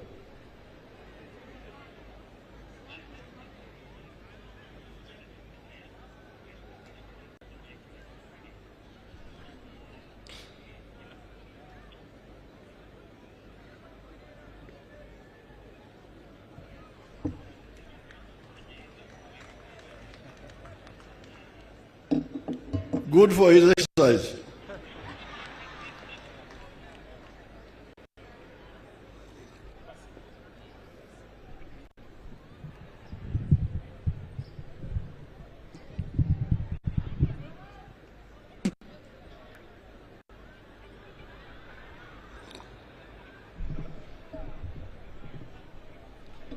Your Excellency, it is teach Maijokende. Very good. Even in Acholi, we understand the same. Very good. So the Acholi version is the one I have mastered. Teach me each keken. So, tukizungumzia NRM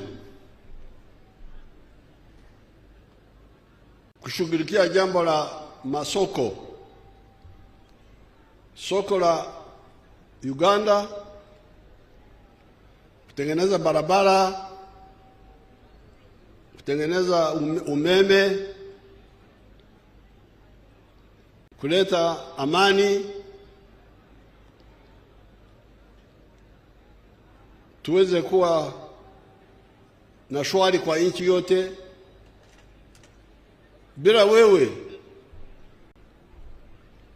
kugeusha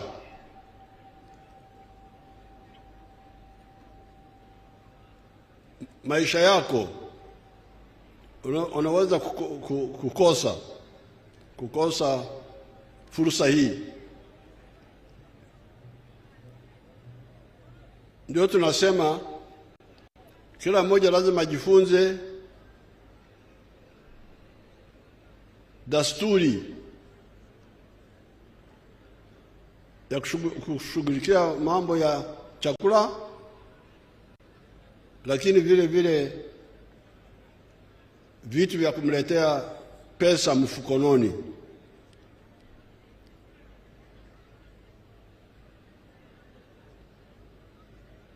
Na wamesikia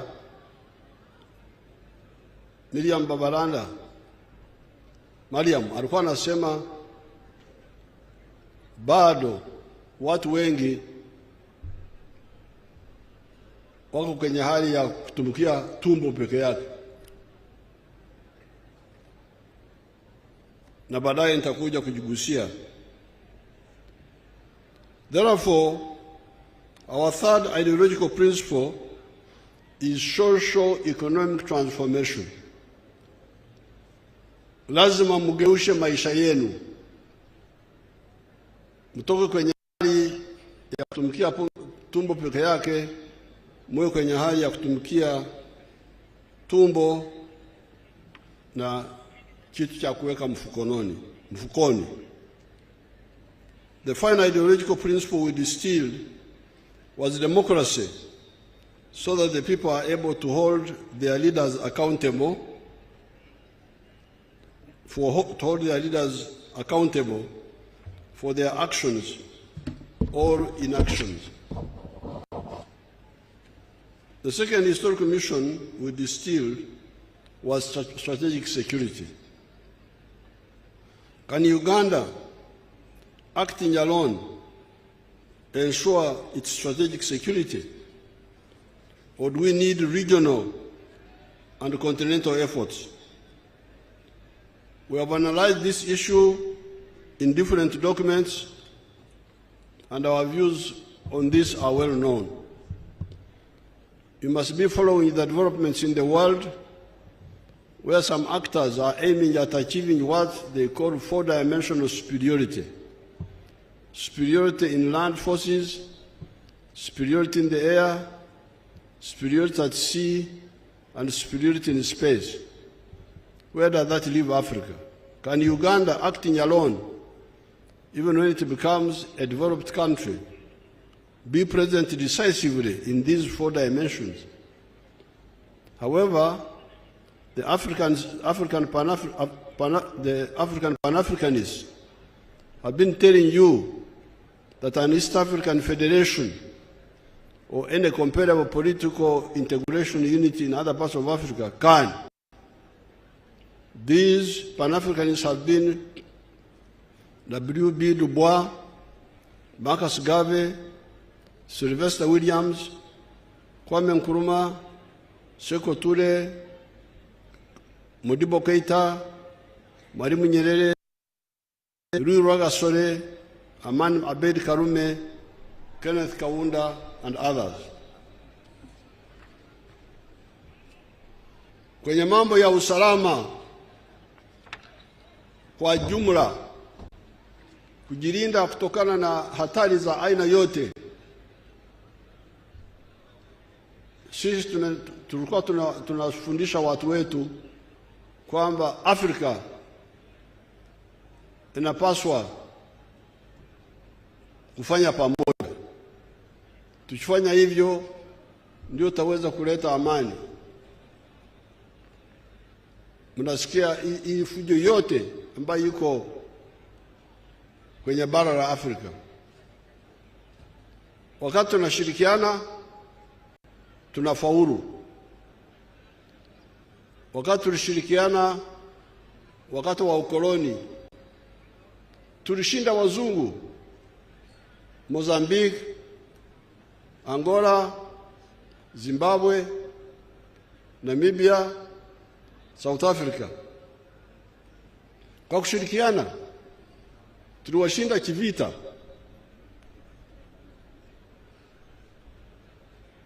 Kwa hiyo matatizo mnavyosikia Afrika ambayo bado yapo ni kwa sababu kosa moja ni kwa kutashirikiana.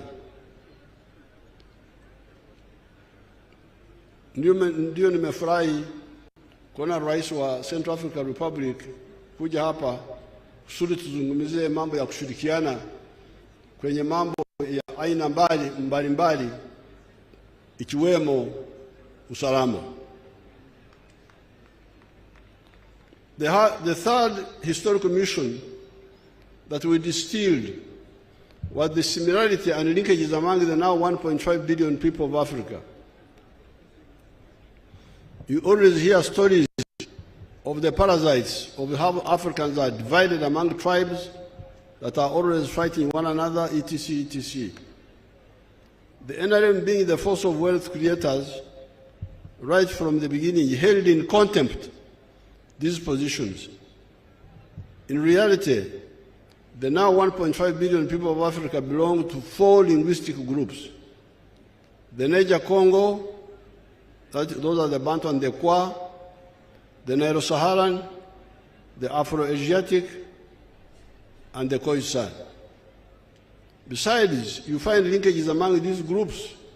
Like I was amazed to find that the Somali word for cow is Sa. The Bantu dialects of this area call cow dung Sa, Obusa, Amasa, you know that very well. Yet the Somali language would be a part of the Nilo-Saharan, while the Bantu dialects belong to the Niger Congo. Above all, our ancestors at the coast of East Africa developed for us the neutral, non-tribal Swahili language that can easily unite East and Central Africa, if not beyond. It is therefore feasible to use the similarities and linkages among the 1.5 billion Africans on the continent to achieve powerful economic and, in some cases, even political integration to ensure our prosperity and guarantee our strategic security. Hapo sisi watu wa NRM mu Ruganda bagamba nti tuzimula. Tunaona kama na aibu watu ambao hawaone uhusiano wakati wa Afrika na umoja wao. Hapa Uganda kuna Wasamia, Kenya kuna Wasamia. Kuna Waluo hapa Kenya, kuna Waluo wa kwetu, Wajapadora, Wacholi, Walangi. Wateso wako huko, Wateso wako Uganda, Bagisu na Baluya wengine. Kwa nini watu wa Afrika hawatumia umoja huo kushughulikia shida zao. Hii ndiyo line ya NIM, kutumia undugu kushughulikia mambo ya utajiri na mambo ya usalama. Bahati nzuri tuko hata na lugha ya Kiswahili ambayo haina mwenyewe. It is not a tribal language. With the 4 ideological principles and the 3 historical missions, we have been able to achieve progress in 5 phases. These phases were the minimum economic recovery to bring back the small colonial island of the 3 C's and the 3 T's. Phase 1. Phase 2, expanding the small island of the money economy. Phase 3, diversifying the economy. Phase 4, adding value to the raw materials and promoting industrialization. And 5, entering the knowledge economy. We were able to revive the production of tea that had sunk to 3 million kilograms from 23 million kilograms of 1970. Bring back tourism, bring back cotton production, and we are working on reviving and upgrading the production of copper. We did not only revive the production of these products, but expanded them as follows. Coffee from 2 million bags to now 9 million bags. Tea from 3 million bags to 60 million kilograms. 3 million kilograms to 60 million kilograms. Tourism from earning $17 million of 1970 to $1.5 billion of the pre-COVID time. We have diversified, going away from the colonial deception of having what they call cash crops and non-cash crops. This is what Mariam was talking about. We told our people that anything that is used by society on a large scale can be a cash product. Hence, maize, milk, cassava, beef, bananas, fruits, forest products, etc. are now cash products. These products deal with the import substitution and expanding our exports. We realized that the big problem of Africa and the other colonies has been the issue of producing only raw materials. This has been a disaster for Africa. Uganda may get $2.5 kilogram per kg, per kilo, for bean coffee. The same kilogram, roasted, turned into coffee powder, and packed outside, may fetch $40. As a consequence of this, from the global coffee value of $460 billion, the coffee growing countries of the world are sharing only $25 billion, and Africa only $2.5 billion. Germany, a non-coffee growing country, earns $65 billion, more than all the coffee growing countries of the world. This is how the colonies and the new colonies have been donating money, jobs, and development energies to Europe and North America. Therefore, we have been deliberately taking steps to end this betrayal by African leaders to Africa. Mambo ya kuuza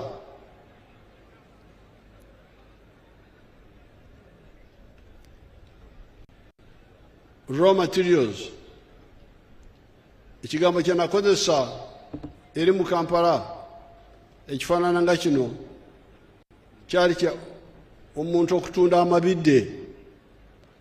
Nannyini lusuku alina amabidde mu kifo ky'okusogola omubisi n'ajjamu omwenge, ayinza n'okwongeramu n'afumba n'ajjamu kali akabatira ddala.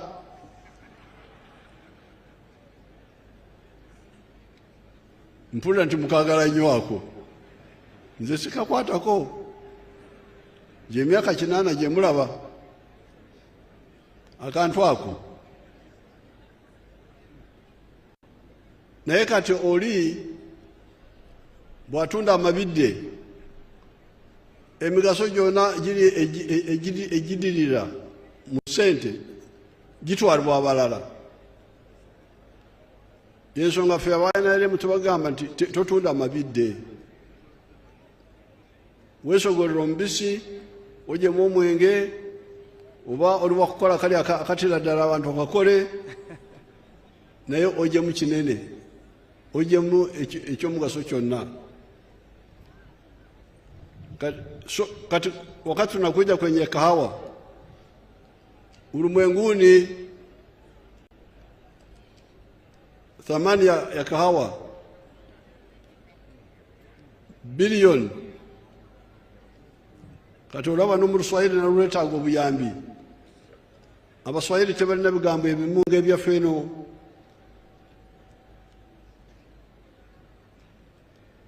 Kama sisi watu wa bara bilioni tujiita akawumbi. Kati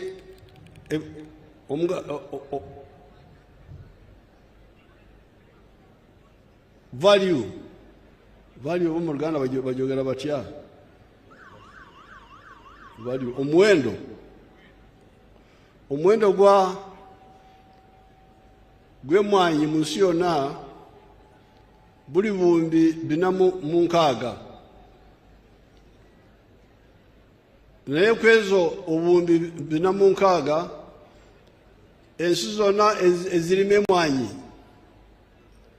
Brazil naffe ffenna tugabanako obuwumbi 25 bwokka. Muwulirize obutemu obuli awo. Omuwendo gw'omwanyi mu nsi yonna obuwumbi 406. Naye ffe abalima emmwanyi tugabanako obuwumbi 25 bwokka. Abafirika bambi bo bagabanako obuwumbi 2.5. Ate kwezo obukadde 9 bujja wano mu Uganda, kubanga Uganda tuli mu emmwanyi nyingi. Kati niwasanga ensi nga Germany etalima mmwanyi bo bafuna obuwumbi 65 okuva mu mmwanyi. Lwe lutalo lwe muwulira abalala lwe bajereka nti ffe abaana ba NRM tetusobola kukkiriza ekyo. Tulina okukalanga emmwanyi zaffe, tulina okuzisa, tulina okuziteeka mu bupapula ffe ffennyini. Bwe tukola ekyo mu kifo kya ekiro okutuweereza $2.5 oyinza kujja mu bilioni $25 oba okusingawo. Naye ate ebweriyo bo bayinza kujjamu $40.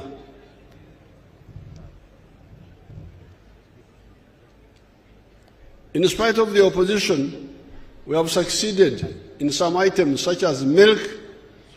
Kati bw'otunula ku mata, awo tulemeddewo.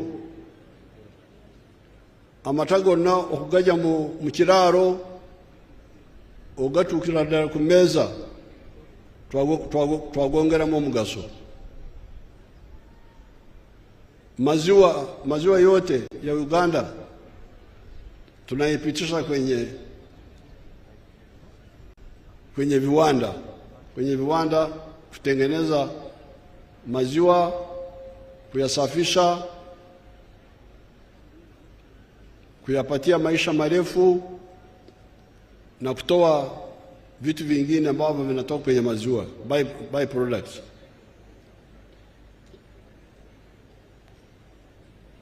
Therefore, we have moved on the milk textiles, tin, cement, wood products, maize, gold, cassava, etc.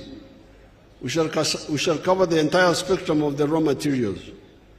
Our next target is coffee, copper, and iron ore. We are developing a complete vertically integrated program of these items.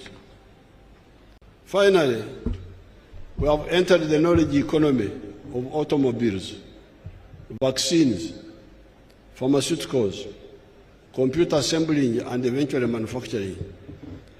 Oba bakita screen bagita batya mu Luganda. Muyinza kutulaga emotoka zaffe ez'ejjinja. Abanayuganda kati mukola motoka.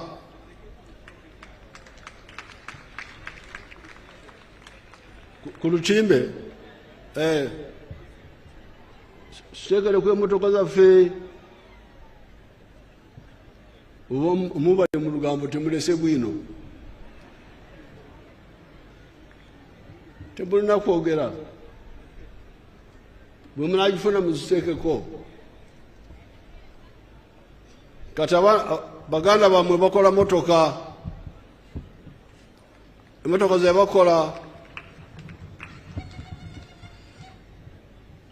bakola twazituma erinnya Kiyira omuga gwa Nairo.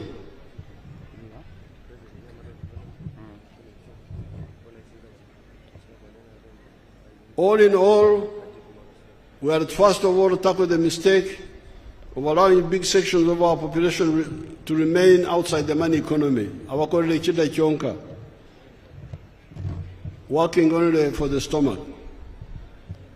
According to the latest census data, finally 67% of our people are in the money economy. It is 33% that are still outside the money economy. Kati okuva mu kaweefube ezibaddewo eza NADS, General Sale Wealth Creation, kati ne PDM, kati kigambibwa nti amaka 67 ku buli 100 kati gayingidde mu kukola ssente.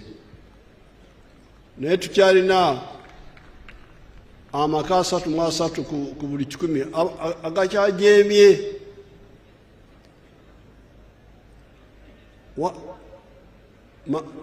Makazi ambayo yameingia kwenye shughuli za kufanya pesa sasa ni 67%, lakini hiyo inamaanisha kwamba bado kuna 33 ya makazi ambao wako nje ya shughuli za kufanya pesa. Tena unachiona kama hapa wakati nakuja kwa ndege unaona ardhi nzuri lakini hamfanye shughuli za kufanya pesa. Nitarudi Bukedi na sehemu zingine kuangalia hili jambo. Nitarudi. Ngenda kukoma okuyomba namwe kuruo kukongola kuruwa kimukongola ni mubere bali ate ne mwesera ne mutenyigira mukaweefube okukola sente ne mulera obwavu mu maka gammwe. On account of these measures, it is estimated that by the end of June 2025, of the end of this financial year, the economy of Uganda will be US dollars 57.57 billion by the exchange rate method and US dollars 163.3 billion by the PPP method, even before we start getting our oil out of the ground. with the vigorous implementation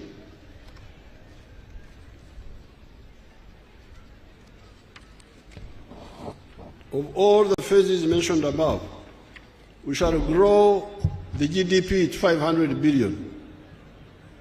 This brings me now to the following crucial words I have been putting forward to you recently. These are development and kulakulana, wealth of Gaga, service provision, health, education, security, crime, etc. of Wereza, and jobs, emirimu. Bwenakomawo tugenda okwongera ku bigambo ebino ebina: enkulaakulana, obugagga, obuweereza n'emirimu. Bwe mbadde nzijja wano nzije ku luguudo olulungi lwe twakola okuva e Namayingo, lulungi ddala, luli awo. Naye bwe mbadde ntunula bali y'oluguudo, mbadde ndabawo obwavu bukyaliwo. Kati obwavu okuliraana n'enkulaakulana si kyamagezi, kubanga obwavu bubwo ng'omuntu. Enkulaakulana ya ffenna, oluguudo lwa ffenna, essomero lino eriri wano ly'abantu bonna. Naye obwavu buli mu makaago. Naye ffe tugezako kyonna ekisoboka okubayamba muve mu bwavu obwo.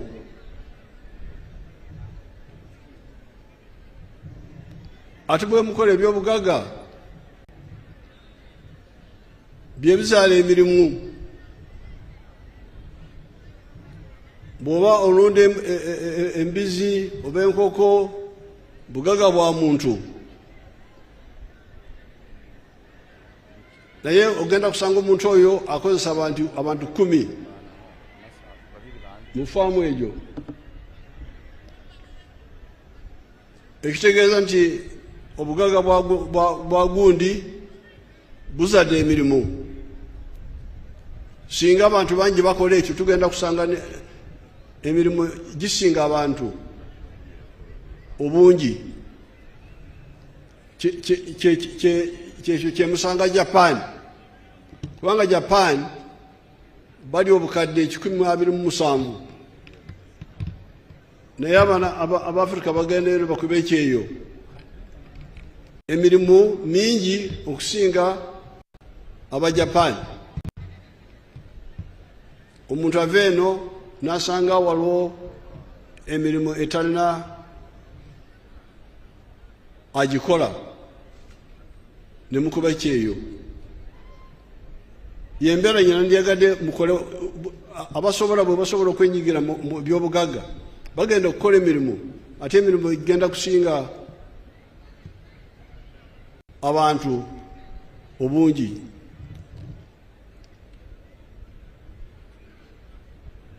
Public service jobs are only 470,000. The majority of jobs, therefore, must be in the private sector. Already manufacturing is employing 1.2 million people. Services, 5 million people. And yet, this is just the beginning. This is the general message of the NRM.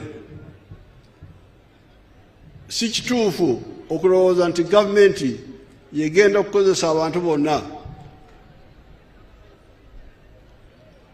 kubanga emirimu gya gavumenti gimanyiddwa. Ow'omuluka ali omu, ow'egombolwa ali omu, DC ali omu, omubaka wa constituency wa parliament ali omu. Ne bw'ogenda ku basomesa waliwo ekibalo. Omu budde obwaffe omusomesa omu yasomesanga abaana 40. Kati bangambye tugiyita teacher people ratio. Bangamenti kati mwakiteeka ku omusomesa omu eri abaana 50. Bwe twaggalawo lwa corona abaana abagenda mu byalo baali obukadde 15. Kati bw'otwala ku kibalo kiri ekya 55 ogenda kusanga nti abasomesa abeetaagibwa bali 3,000. N'olwekyo emirimu egyo tegimala. Abasomesa, abasawo, abaserikale, abapoliisi tegimala. Emirimu emingi muwulidde kati mu buweereza services already bakozesa abantu 5 million. Ekyo nakyo tukitangaalemu tuleme okwonoona obudde ate abakulembeze nabo baguumaaza abantu ne batabanyonyola bulungi. Regarding the immediate plans for boosting the economy, I must mention the issue of the railways, the old meter gauge that is being repaired and the new standard gauge railway that will go from Malaba to Kampala and Kasese, as well as going from Tororo to Lira, Guru, Nimure. With our petroleum resources, we are going to fund all this. The importance of the railway is to lower transport costs. This makes it easier for business to make profits. We are already handling electricity. With the low cost of production, Uganda becomes more attractive to business operators. They make profits more easily. Therefore, the people of the East rise up and take advantage of the government programs of PDM, Emyoga, Grow, etc. to join the money economy. The government has arranged for the rest: peace, infrastructure, the markets, etc. I cannot end this address without again emphasizing the importance of the African economic and political integration in whatever we are doing in regard to the 2 historical missions: prosperity for the African people and the strategic security. All patriots and Pan-Africanists in Uganda should link up with our brothers and sisters in Africa to work for the economic integration of the whole of Africa and the economic and political integration of East Africa, leading to the political federation of East Africa. Muongee na hao Wasamia kutoka Kenya na Wajaruo na Wakikuyu, tufanye muungano wa East Africa ambaye wazee wamekuwa wanapigania na mimi nimekuwa napigania kwa sehemu kubwa ya maisha yangu. That is what will be the insurance and guarantee for Africa's prosperity and strategic security.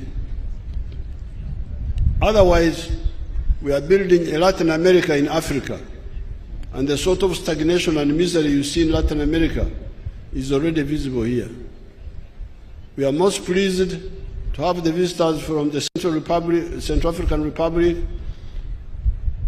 His Excellency, mumpigie makofi.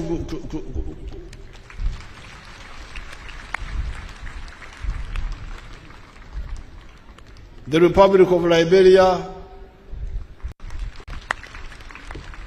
our daughter, the former Vice President, and our ndugu zetu wa Kenya, kutoka Kenya. Wa Kenya mnakaribishwa. Thank you for coming to join us.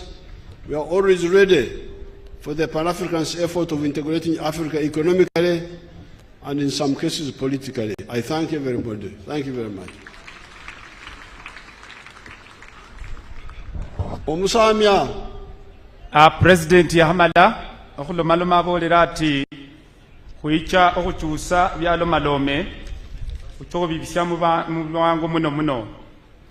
President natalo maloma alangire President Museveni amwe basire okuicha yamwe basa okuchusa Uganda yabola ati ngaba president basye mu Africa niye mulala oba president bibe unjaho okwekeraho era ife bana Uganda kuline habi kubanende President Yoweri Kaguta Museveni mukulo maloma hwaye yebasire bosi bechere yangire kulo omukeni waye ekirano okwekesa otukwegata sikulundu muno ngalomaloma hungira barabara nadala eitula Arua ni ruha itio paka mu Central African Republic yabola tirwe barabara indi tula Southern Sudan yosi abandi banyala babitiraho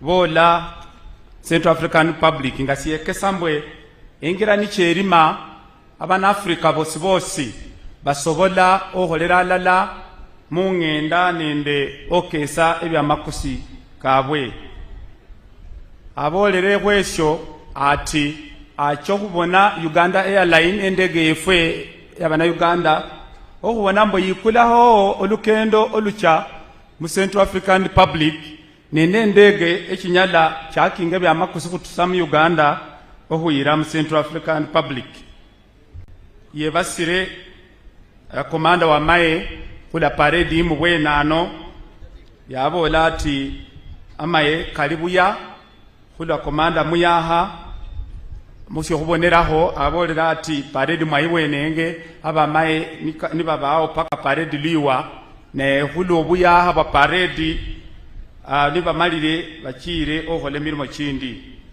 ayosa yosere abo bana Uganda bosi kulo emyaka kasasa bana kibiri nga hwetuka yacha mulukendo president lwakendere nende nare mu government lwakendere okutula luyengira mu bwami nenga natengira esi yatubola Uganda mu economy yanyola nga lumumanyire ebindu sibya bechangawo ebindu byekusanga nga balino okuberesa ebarua mundalo chobote mundalo chamini ebindu koti sukali ebindu koti sabuni sibindu byabone hangasa buli budalo ngolino kucha obo mumanyihe nadala abo babechanga omaye bakwandikira habarua kuwacho wafune ebindu ebyo ni esindu silala president byema ho yabona ati natachuse syalo sino nga abitira mu bindu bya lomalome hano binjo kubekesa abolera ati munkaga mubiri abandu bali nga bakendera kusende man economy bali bandu mwenda humya bongane abandu chenda mwemu bosi bali bandu batadiranga hesende nenga balima balya nga lwabolere oholera enda yongane enda lecho president natechaho esyalu sali senyasi hanga siriho obutuki buhumanyana obwedini nende obwa bahaye na okusosola bahaye na basacha nende mubandu kumanya oti eoli munesi eoli muganda eoli omunyankole ebindi ibyo becha byatabula abana Uganda ngefo syo hweunja omudama kwefwe esitugata silalanisi president abolera ati nabere niecha yechere yabo nomundu ahola business anebusia namutebera nebusiho ati ukulangena president bamukaluhemu ati umundu yakulanga byakusa madimu akula kamwenge yekyabona ati program chaye yekyamo nyambwe abana Uganda bosi ngalukwebulwa kumenya nasilala handu bandu balala bahola batusa ebindu binasilala wobona oti bandu abatusa amabere uli mundu atusa amabere musitundu yabanga yumakula hundi esiyesyo kwabanga amabere kadiba mu bandu esiyekesambwe kubaho nende bakusa abahole bindi ibyo kwetaga ababikula kulesyo ngoma na Uganda wetaga mu na Uganda esiyesi ewonyalo kulimana ebindu byawo wao makula na yakula atula ruwa habola ati kubilala kumisingi kwae niyo okudaha Uganda okuba patriotic yabola ati patriotism esyokubiri yabola ati uli mundu mu Uganda nahengawo okulima okutusa ebintu byokukusa akatale mu Uganda sikhamala sakira abola ati kwetaaga abasiefwe ebyo ebyalo bitulirwanirano Kenya, Tanzania, Sudan, Congo, East Africa and kwetaaga Africa kuba kwetaaga bandu banyala okhosesa bindu byefwe ebingi muno handi fwesi khwakula bindu mu Africa yosi yosi kulwesyo abolera ati niyecha muchinana mu mukaga yaliwo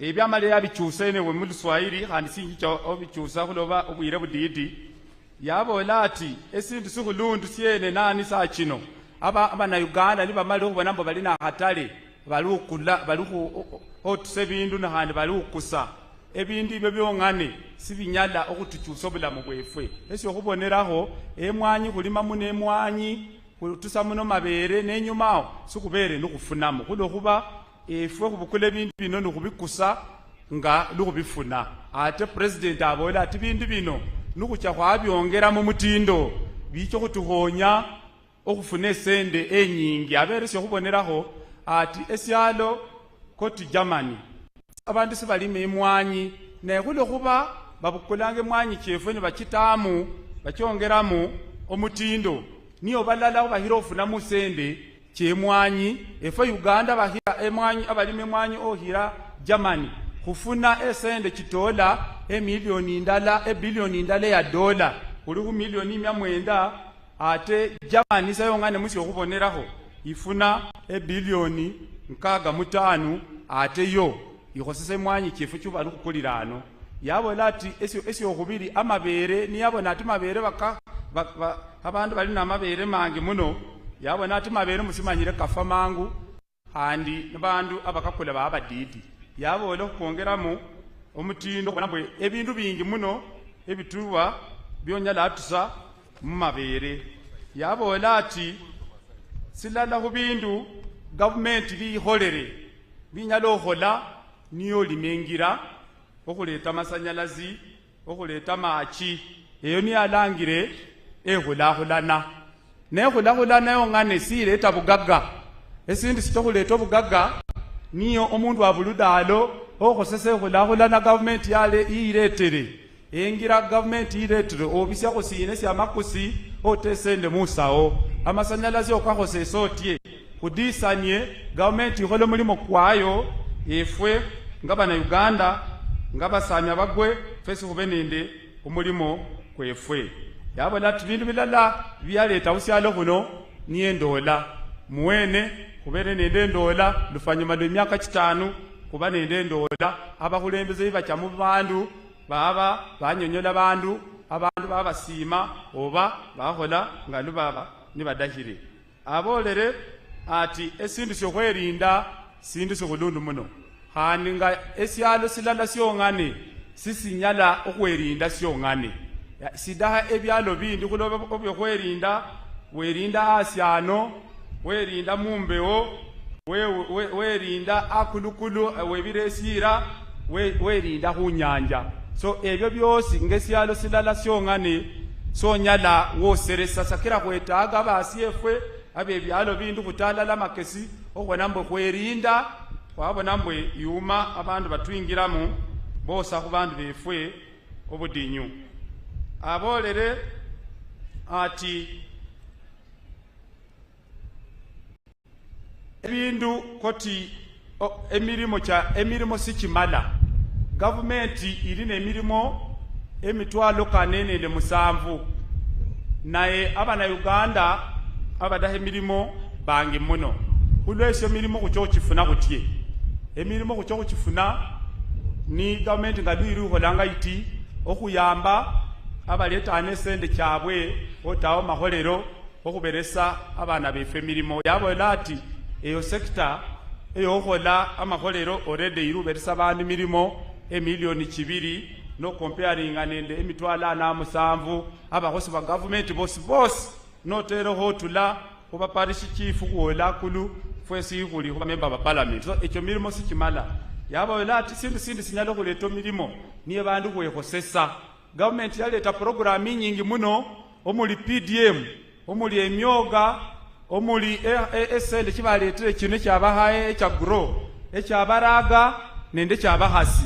Abandu bakhukola hakisa bahosesa esende ekyo bakyokhwanje khwekhosesa yatubola mbwe khwesyo syongane bandu khwekhosesa orede bandu emilioni 5 chikhwekholera okhwefunisa milimo abawulira message ya president batamukhola nga bacha alala nende program cha government nadala eyachusi ino ya PDM abola ati esa kino kuno khuba NRM government ikholere muno ebindu bindu babolanga ebyo abana Uganda esa kino otulaho lulanga lubali mwenda bonga niye bali mu economy esawa kino nkaga mu musambu humya at least bakonya hesende musawo nanu olukendo luli kuba no batakonanga hesende musawo abali asatu musatu humya ndala abandu abo bosi kudaho badireho kubone mbwe bayombaha banjo otusa okonie sende musawo abolere atalucho kukaluha achokukaluha ebukedi yosi aikendemu abasimuse abone budinyisi nabo muri kubitamu wakubade government ikesero kuleta program kino government iretere kulahulana iretere masanyalazi iri mirengira iretere machi ibabere sende chokwekhosesa mu PDM naye kusina njuha khandi bano makhumika datu kuba datu basidongere enyuma so ohonyo enomanuma ibere ya president amalise nabola ati simbi syacho tahesira nanu niyo engenda ererwe egari yomosi alukesaho government okuteresa egari yomosi halerira eryakenanga nehandi balugomba egari yomosi eri khosesa masanyalazi eri chosobosa abandu okesa bya makusikabwe abene bose ukenderamu ne nibahola ebindu bakeseho ocha mumoni abolere namalirisa handi ati ebindu bidatu bine ebinyada byatuhonya esyamberi nisyo byalomalomeko development ekhulahulana mulimo kwa government niko si mulimo kwawo government ikhola itie ibane sende yali mengira yaleta masanyalazi yaleta machi nawe mwene olino ukhola ogagawale atebera ati no gagawala onyalo kugagawala no sabire yakalwa mati khaba usabirisa sisi gagawaza esindu sinyalo kugagaiza niyo khole milimo yabola ati amalirise president wefe nabola ati efwe ngabana Africa kulino kwegata kuno kuba nukutegata yuma lukunyala kwa malawi bidinyu byefwe sibidaka syalo silala sibidaka ebyalo bibiri abere esyo kubonera omukeni mugulundi yalangire president wasye otula mu Central African Republic okubona mbwe ku esyo syo ikesambwe abana Uganda mufukirire Africa yegate yosiyosi niye ekyo tuhonya okwanje kumalawo ebidinyu byefwe ebikire obuyaha notusireko ebidinyu byaluwo government nifuna independence mu mwaka kwa 1990 kaga mobili mwebale muno kale abasamya n'abakedi mwena mwebale muno were abakume mumbirawo president lukalakasa mubirawo president hadi mumusangalire simbawulira president Museveni abeho yoko basa kuti munamuberesa obululu mu 2026 amina. We want to recognize the presence of Mr. Karangwa, the NRM chairman of Kayunga district, who joined us. Wave, stand up and wave to His Excellency the President.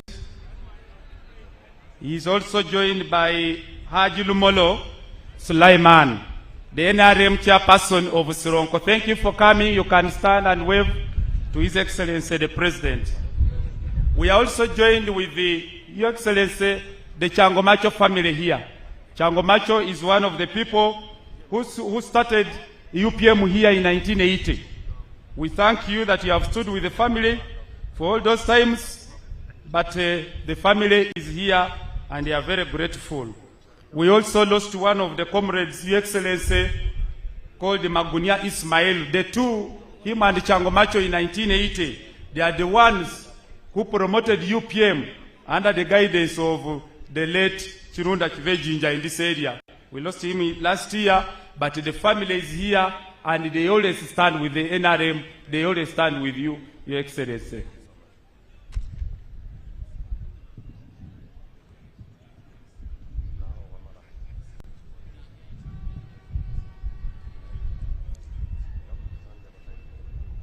In a special way, Your Excellency, I want to thank you for the parental insight through your speech, full of guidance and wisdom towards achieving socio-economic transformation to the citizens of Uganda as a sign of securing their future. As our national chairman of the Mighty Party NRM and President of the Republic of Uganda and Doctor of International Philosophy, Your Excellency, in the corridors, sir, during your speech, the people of Busia and Ugandans appreciate your intellectual presentation and are requesting you for presidency come 2026.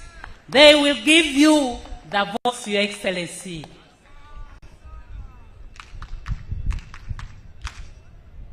Your Excellency, we are remaining with few activities to conclude this function. One is the award of honors and 2 entertainments plus 1 of your musical. But with your permission, and since we are at the border district, sir, allow me invite one of your musical to entertain your guests in the border language. Please, the floor is yours.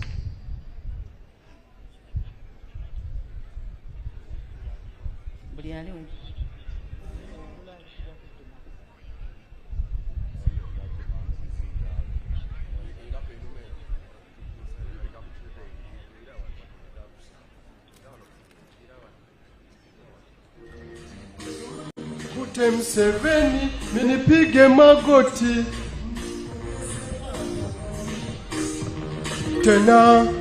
Rais wa Jamgano wa Uganda, mchapakazi achoki kuwa anahepinga nani.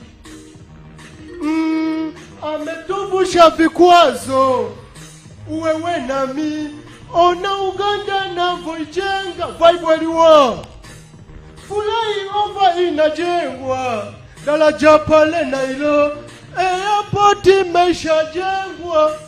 Acha nikupongeze kwa Airtel Uganda, zidi baba nikupongeze kwa Ntebe Kisipesi. O baba, basi vile atachukua kula zangu 26, basi wa mwaka wechuku. Mpole mtu wa dini ajachoka, tunashukuru. Amejenga tena mgongo, ona jinsi inavyopendeza. Museveni tupewe nini, vilokufa ekavifufua. Karudisha nizamu serikalini, watoto kusoma ni bule. Pili na mshukulu kwa mafuta kule Oima, sasa hivi yanachimbwa. Uganda yetu iko safi. Vile vile na mshukulu kwa COVID kutulindaga, wengi wamekufa kutokaga uko China mpaka Tanzania. Obugalo bwa muzeyi buliwo, kujenga tama hospital. Baba sante tena ndo vile kujenga Uganda ka Dubai. Obugalo bwa jaja buliwo, mikono iko wapi? Mikono juu. NRM hoye! Mama Milo Babalanda iko wapi? Mikono juu. Kushukuru sana Rais Museveni, asante kwa kutulinda COVID kutokufa. Atana kule yangu baba vile tena tachukua. Mbaga vile bila shaka baba yachukua. Acha nikupe akul baba Yoweri Kaguta. Jembele tutoka Ntungamo kazi unawezaga. O baba basi vile atachukua. Kula zangu 26 basi wa mwaka we chukua. Hata sote wana Uganda tusimame imara. Ili tuweze kuchapa kazi Uganda yetu isonge mbele. Janet Museveni nawe simama imara. Ili tuweze kuchapa kazi Uganda yetu isonge mbele. Oh, Jeno Salim Saleh nawe simama imara. Ili tuweze kuchapa kazi Uganda yetu isonge mbele. Nawe simama imara. Ili tuweze kuchapa kazi Uganda yetu isonge mbele. Pia vile simama imara. Ili tuweze kuchapa kazi Uganda yetu isonge mbele. Kulieshoni nao simama imara. Ili tuweze kuchapa kazi Uganda yetu isonge mbele. Milenyote tena simama imara. Ili tuweze kuchapa kazi Uganda yetu isonge mbele. Hata PDM vile tena tusimame imara. Ili tuweze kuchapa kazi Uganda yetu isonge mbele.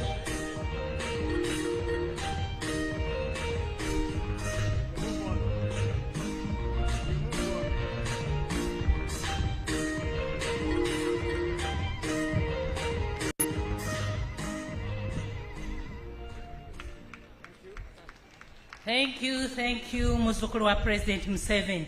Your Excellency, allow me to introduce to you the Omukama Ruhanga Obshobos Bisaka, leader of Faith of Unity, and you can hear his delegation is here, Your Excellency.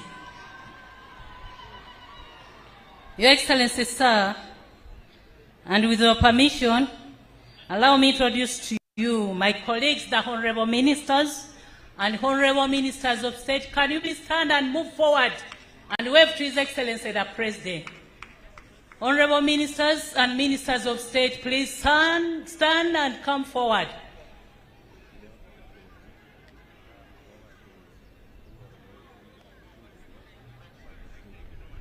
The same to the Honorable Members of Parliament. Please, honorable members, stand for HE's recognition.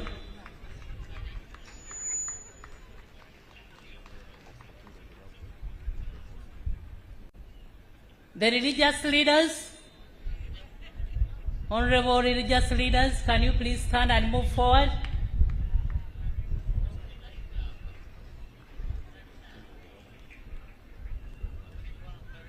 Also, the same to the cultural leaders. Please, cultural leaders.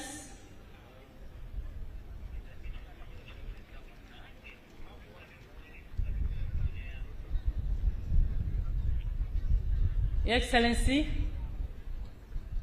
allow me to introduce to you the RDCs, Deputy RDCs, and assistants. Can you please stand and wave to His Excellency? Move forward, RDCs, wherever you are.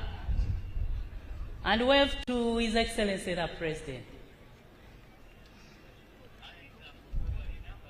The LC5 chairpersons, please stand and wave to His Excellency, the President, and our guest of honor.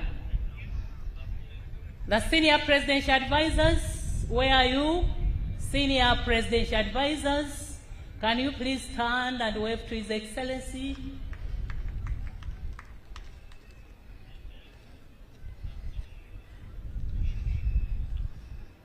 Your Excellency, in a special way, allow me to introduce to you the ambassadors and high commissions. Eritrea, the Dean of Eritrea, where are you? Diplomatic Corps. Venezuela, can you please wave to His Excellency? UN Women,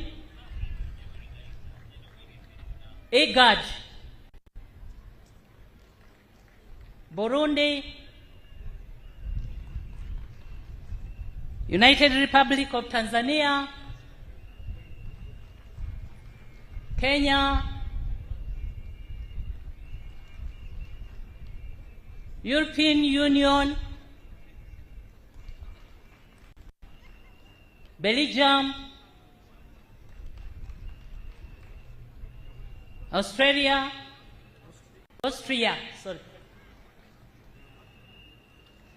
France, Ireland, South Sudan, Equatorial Guinea, Ethiopia, Rwanda is represented by the defense attaché. Rwanda. Thank you, Your Excellency.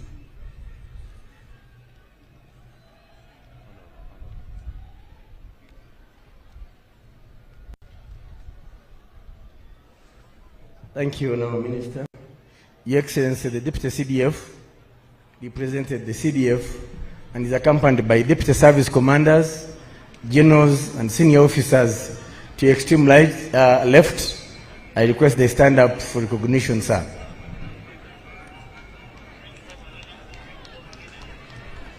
Deputy Service Commanders and Generals plus Senior Officers.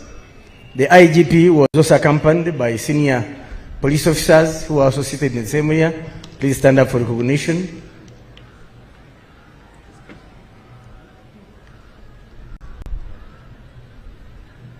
The Commissioner General of Prisons was also accompanied by senior officers from the prison service. Please stand up for recognition. Thank you very much. Your Excellency, may I have your permission to invite the Master of Ceremonies for the Chancery to present to you the awardees of this year's Independence Celebration Anniversary for the various medals. Major General George Igumba.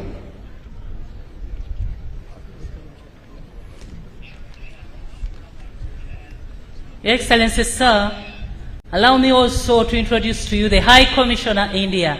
Please, can you stand and wave to His Excellency? Thank you. And also that of Algeria.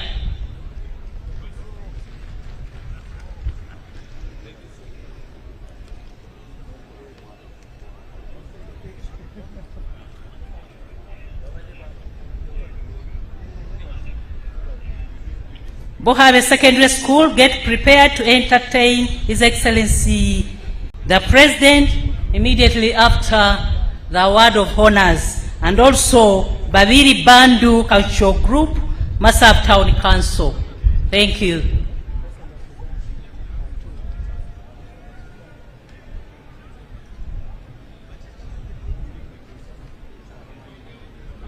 Your Excellency, we also have the Ambassador of Sudan, Khartoum. Thank you.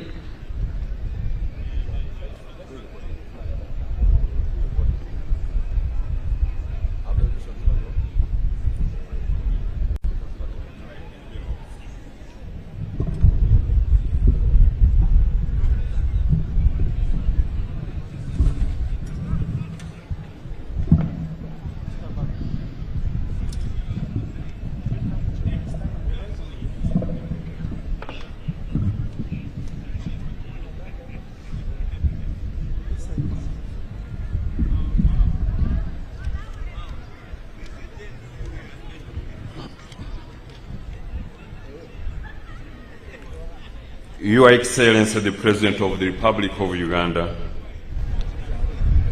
General Retired Yoweri Kaguta Museveni, His Excellency Professor Faustin Archangel Tondera, President of the Central African Republic, and his entourage, Her Excellency the Vice President of the Republic of Uganda, Major Retired Jesper Rose Alupo Epel, His Lordship the Chief Justice, the Deputy Speaker of the Parliament of Uganda, the Vice Chairman of the ruling National Resistance Movement, the Right Honourable Prime Minister, and her respective deputies here present, the Secretary General of the National Resistance Movement, the former Vice President of the Republic of Liberia, Her Excellency Joel Taylor, Honourable Ministers and Ministers of State here present, their worships, the religious leaders here present, their excellencies, the ambassadors and high commissioners here present, security service chiefs here present, honourable members of parliament here present, cultural leaders here present, distinguished invited guests, ladies and gentlemen, good afternoon. On today's auspicious occasion of celebrating Uganda's 62nd Independence Day anniversary, His Excellency the President of the Republic of Uganda is pleased to recognize deserving citizens of Uganda and other persons by award of medals of honor. To make the presentation of the 40 of the beneficiaries is I, Major General George Igumba, the Master of Ceremonies for the Chancery. Now, therefore, in accordance with Section 3, Part 2 of the National Honours and Awards Act 2001 as amended, His Excellency the President of the Republic of Uganda has approved the award of medals to 40 persons, among whom 5 are female, during this year's 62nd Independence Day anniversary celebrations. The medals and the categories of the Masaba Star Medal, the Personal Sacrifice Medal, the Meritorious Service Medal, Police, the Luero Triangle Medal, the Long Service with Good Conduct Gold, Police, and last but not least, the National Independence 60th Diamond Jubilee Anniversary Medal. The names of the 40 awardees were duly considered by the Presidential Awards Committee of 9 eminent persons, with Honourable Beatrice Wabdea as chairperson and Hajat Zamina Malole as secretary, under the aegis of the Minister for the Presidency, Honourable Mile Babirie Babaranda.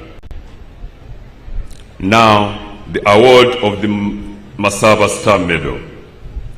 Pursuant to Section 3(2), Second Schedule Part 1 of the National Honours and Awards Act 2001 as amended, the honour of the Masaba Star Medal is awarded to Defence Forces personnel under the same circumstances described in the award of the Kabalega Medal, but where the gallantry is not as conspicuous as in the Kabalega Medal. The one duly approved awardee is none other than Resistance Officer number 07932, Major General Bob Pasiskai Ogeki. The General enlisted into the Uganda People's Defence Forces way back on 21st November 1995. He holds a master's degree in Defence Studies of King's College, London, among many other qualifications. His enormous contribution to national security and promotion of peace in particular is reflected in his directly laid out plans in assessing situational threats, approving operations and adopting best practices with a view to avoiding escalation of tensions while serving as 2 Infantry Div Commander between 2022 to 2023. Presently, he is the Joint Staff Policy and Plans at the Joint Staff Headquarters. Award of the Personal Sacrifice Medal, Police.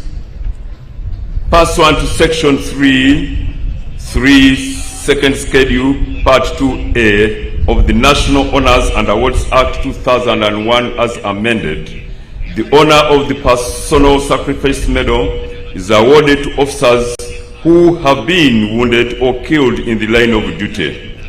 It may be awarded posthumously The one and duly approved awardee is number 52051, Police Constable Odama Stephen. May his soul rest in peace. PC Odama Stephen joined Uganda Police in 2006 as a special police constable. The officer was deployed at Busika Police Station in Luwero and was among the police officers who were attacked by suspected ADF rebels on 31st October 22. He was rushed to Mulago ICU after sustaining multiple bullet wounds and later died. His recognition is for the sacrifice he rendered to the nation. Award of the Meritorious Service Medal, Police. Pursuant to Section 3.3, Second Schedule, Part 2A of the National Honours and Awards Act 2001 as amended, the honour of the Meritorious Service Medal is awarded to police officers of meritorious service, particularly in operations where initiative and meritorious behavior has made vital differences to the success of the operations. It is also awarded for acts of endurance and dedication. The one duly approved awardee is number 2856, Inspector of Police Okiria James Francis. Award of the Royal Triangle Medal. Pursuant to Section 3.2, Second Schedule, Part 1 of the National Honours and Awards Act 2001 as amended, the honour of the Royal Triangle Medal is awarded to any person, military or civilian, who either joined the struggle or operated closely with the armed freedom fighters against dictatorships in Uganda from 1981 to 1986. The three duly approved awardees are Lieutenant Retired Jackson Golola,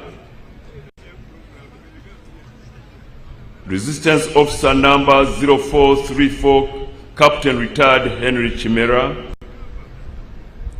and Resistance Amen 01744, Retired Sergeant Mugisha Rashid Salongo.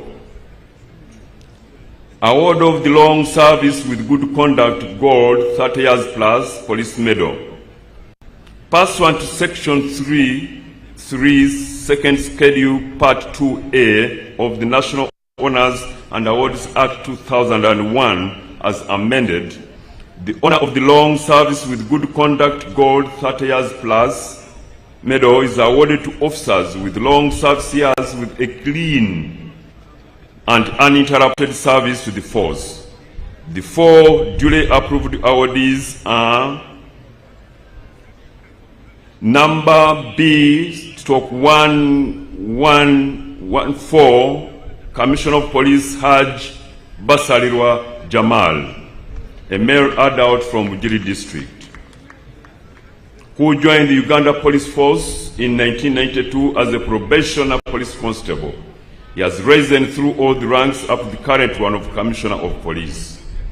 He has worked diligently in different capacities for now 32 good years, and he is currently working in the Directorate of Human Resource Administration as Commissioner of Police, Charge of Protocol, Honours and Ceremonies. Number C/128, Senior Superintendent of Police Chaningom Pius, a male adult from Nebi District. Number 1775, Senior Superintendent of Police Monday Johnson, a male adult from Kawarole District. And number N/1551, Inspector of Police Nerima Jessica, a female adult from Gomba District. Award of the National Independence 60th Diamond Jubilee Anniversary Medal. Pursuant to Section 3.2, Second Schedule, Part 1 of the National Honours and Awards Act 2001 as amended, the honour of the National Independence 60th Diamond Jubilee Anniversary Medal is awarded to a person in recognition of outstanding service and loyalty to the country from 9th October 1962 to 9th October 2023, and who has championed and contributed significantly to the struggle for independence, or to a person who has continued to protect the independence of Uganda. The 30 duly approved awardees are Resistance Officer number 07696, Colonel Samuel Chugora Tumwebaze. Resistance Officer number 07364, Lieutenant Colonel Retired Vincent Tumwesije Bakarwera. Resistance Officer number 07654, Lieutenant Colonel Dr. Patrick Mpima. Resistance Officer number 07663, Lieutenant Colonel Retired Robert Mugiz. Resistance Officer number 11038, Lieutenant Colonel Loveday Gaspar Lakomekej. Resistance Officer number 08081, Major John Ediegu. Resistance Officer number 08872, Major Retired Charles Wire. Mr. Shiri Madhusudan Agrawal, a male adult from an Indian national. He is the founder and trustee of Mamtama and Madhusudan Agrawal Foundation.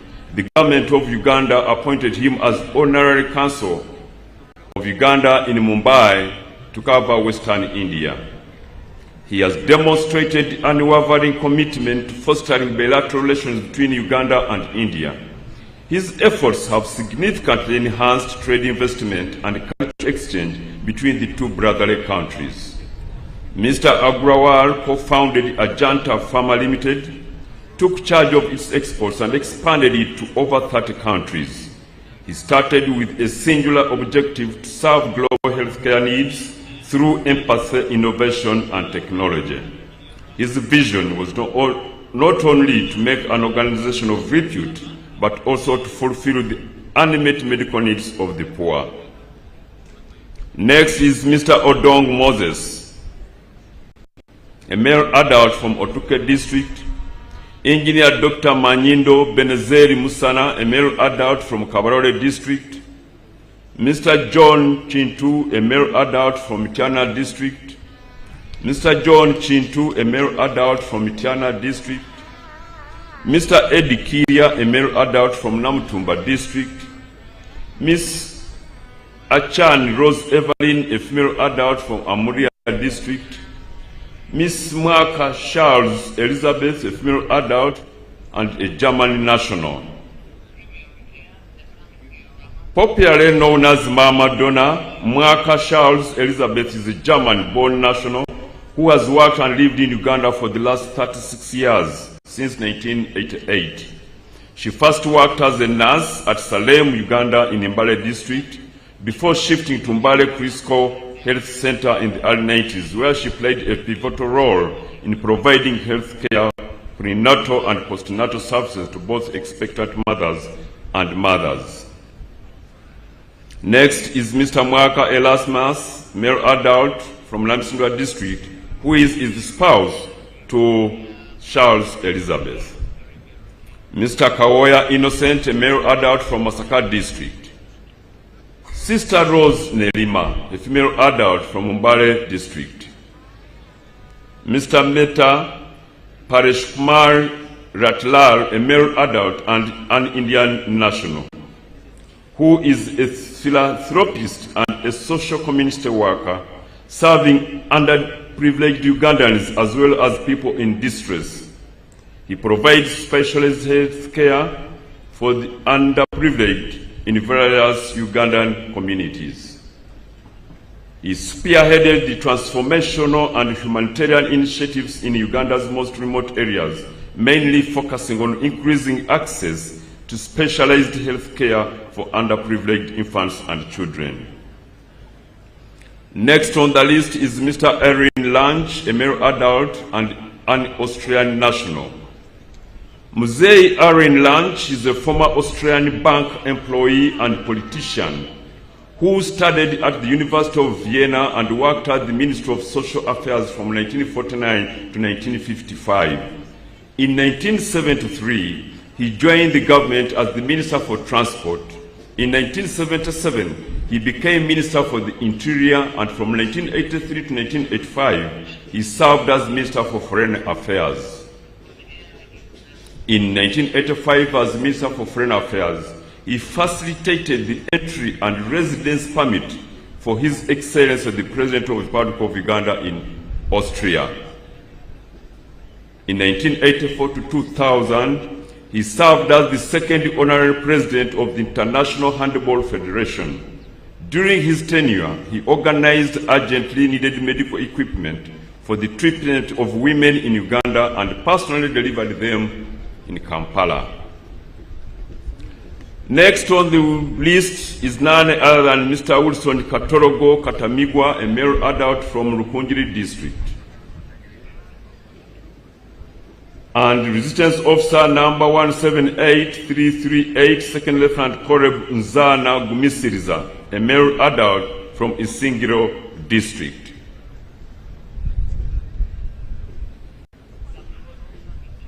Mr. Chris Oriema, male adult from Zombo district. Mr. John Makombo, a male adult from Kasese district. Mr. Paul Ross Wagaba, may his soul rest in peace, from Nakaseke district.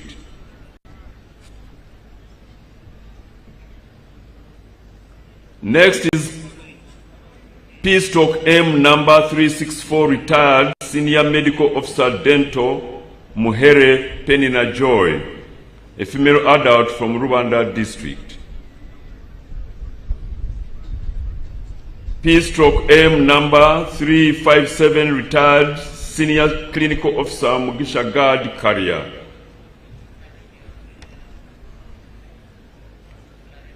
Next is P/L number 100, Lubowa Dennis, Instructor Grade 1. Next is Ambassador David Dimwaka, a male adult from Gulu district. Mzee David Dimwaka started serving the country from 1966 up to 1968 as a teacher at Gulu Church of Uganda School. He later joined the civil service in 1969 as a cultural officer in the Ministry of Culture and Community Development. While there, he was appointed administrator of the Uganda National Theatre and Cultural Center. He was also appointed the director of the National Dance Troupe, the Heartbeat of Africa troupe that toured many countries of the world, promoting our cultural heritage abroad.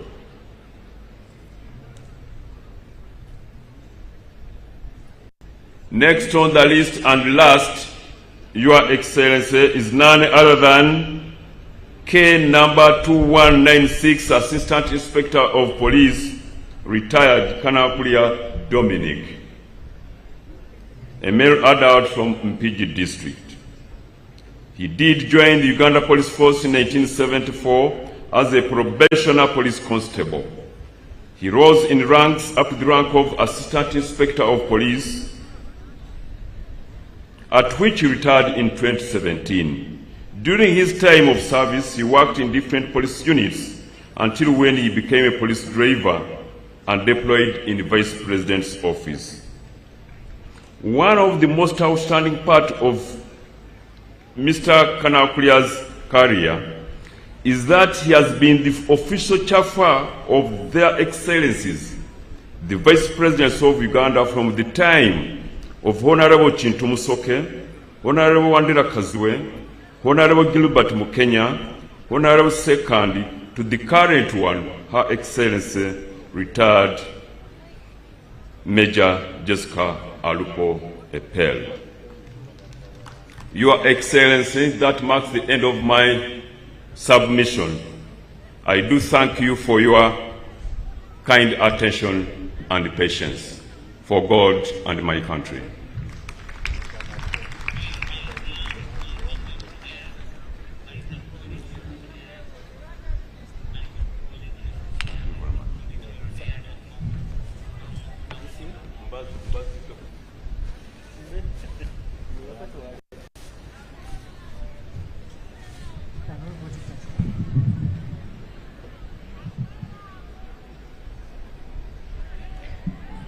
Thank you very much.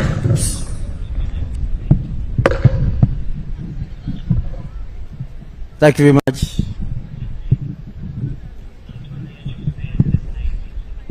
Where are these people?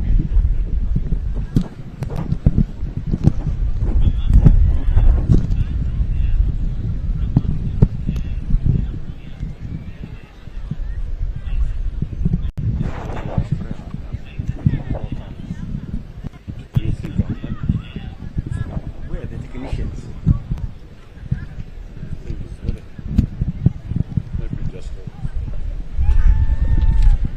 Thank you very much, Mr. General George Ikumba, Your Excellency, sir. Allow me give you some statement. The talking has been a lot.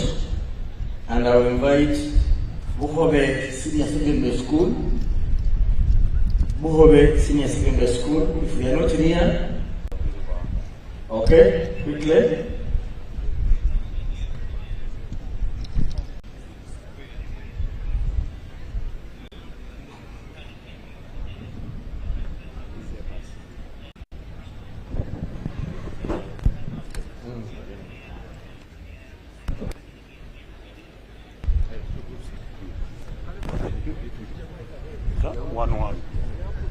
One night.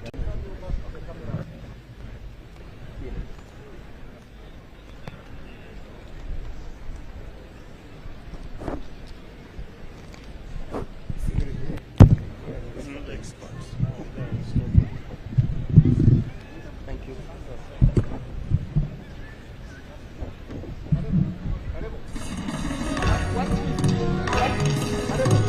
That's one.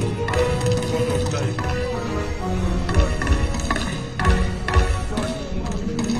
Happy birthday, oh, happy birthday, baby. We are proud of you. The camera is short. No others keep shining for everyone. We are proud of you, our mother. Happy birthday, happy birthday, baby. Happy birthday, no more others keep shining for everyone. Dance for you, dance for God, me, for our mother. Happy birthday, happy birthday, baby. More celebration, happy birthday, no more others keep shining for everyone. Dance for you, dance for God, me, for our mother.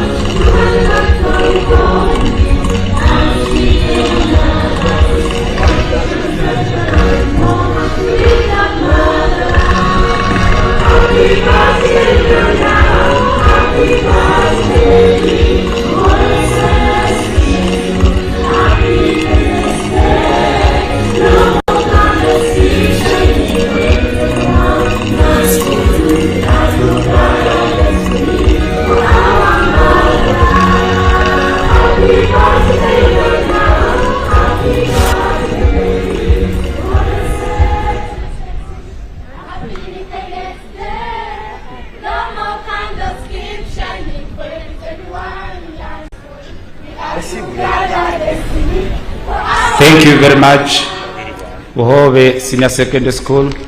Your Excellency, I want to thank you for this school because you delivered to them the bus you had promised them and they are very grateful. Buhobe, thank you so much. Next on stage is Babiri Bandu Hutula Emasafu. Mwebale muno abana be Buhobe mubobereho mahono nga lubatula stage. Babiri Bandu. Your Excellency and the guests, this is the host sub-county, the town council of Masaf, and they are here to entertain you, Your Excellency.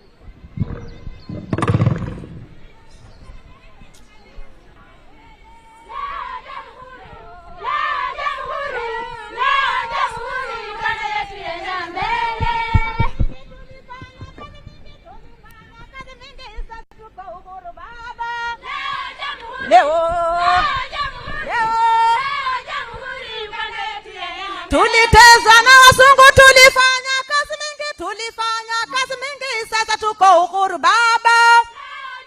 Leo Uganda yetu ya mbele. Tulifanya kazi mingi, sasa tuko uhuru baba. Leo jamhuri, Uganda yetu enda mbele.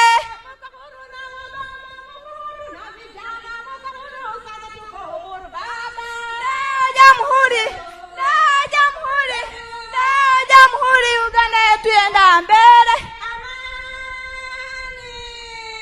Amani.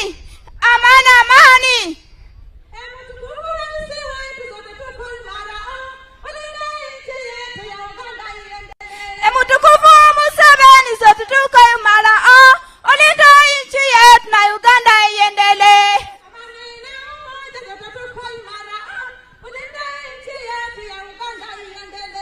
Amani na umoja sote tuko imara, olinda nchi yetu na Uganda iendelee.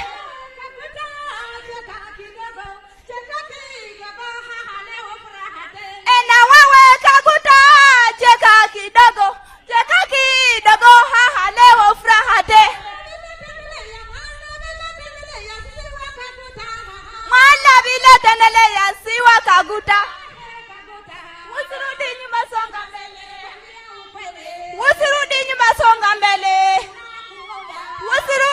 songa mbele. Wana Uganda wote tumusifu, ni Kaguta kiongozi kipafu. Na wagonjwa wote tumusifu, ni Kaguta kiongozi kipafu.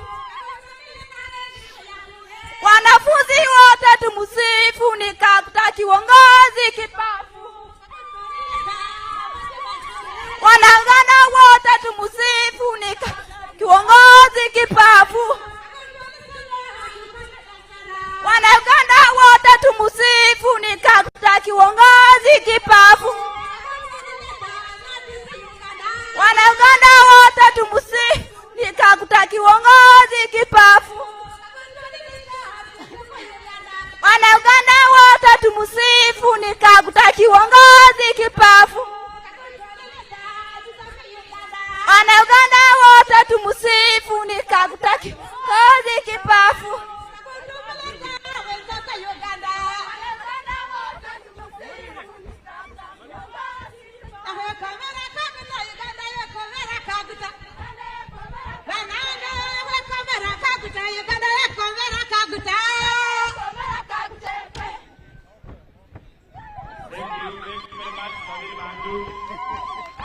Your Excellency, Magiri Bandu is unity. Two is more than, is better than one. And this is what you have been preaching, Your Excellency, in terms of collaboration, in terms of grouping, that we need to be in numbers to achieve socio-economic transformation. Thank you very much. Next, Your Excellency, is retreat.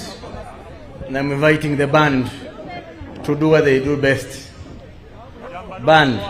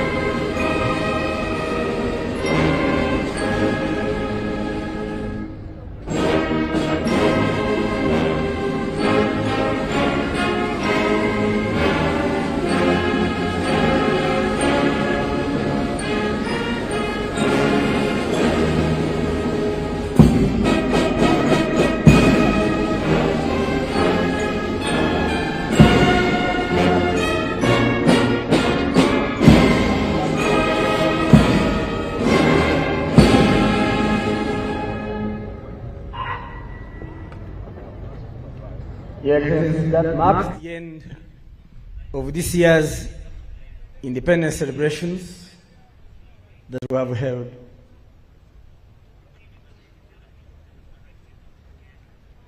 You may take your seats. The Excellencies will leave at their leisure, starting with our guest president.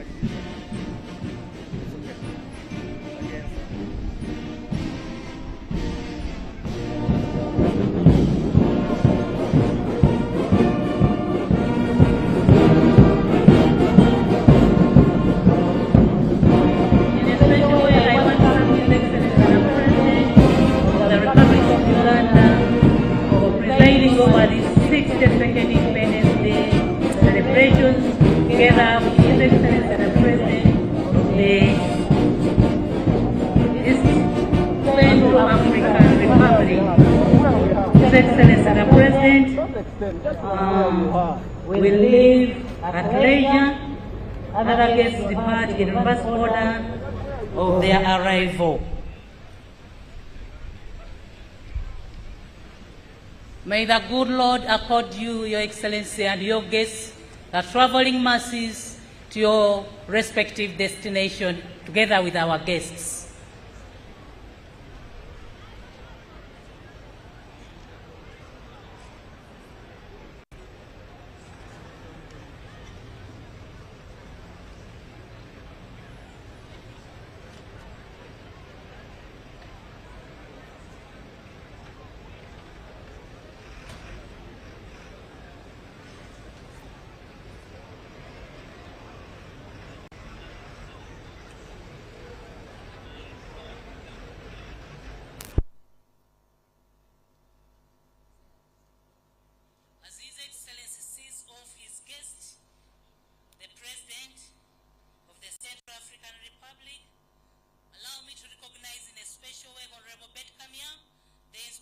General of Government, Ambassador of Libya, the Ambassador of Turkey, the UN Resident Coordinator, the UN Resident Coordinator. Thank you for coming and celebrating with us.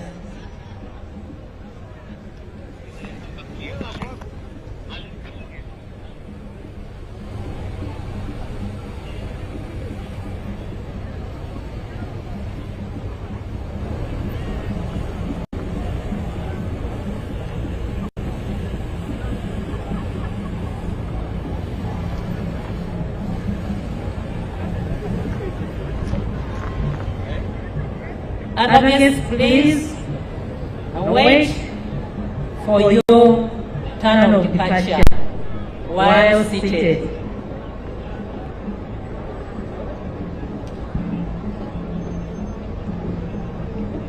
Kweli.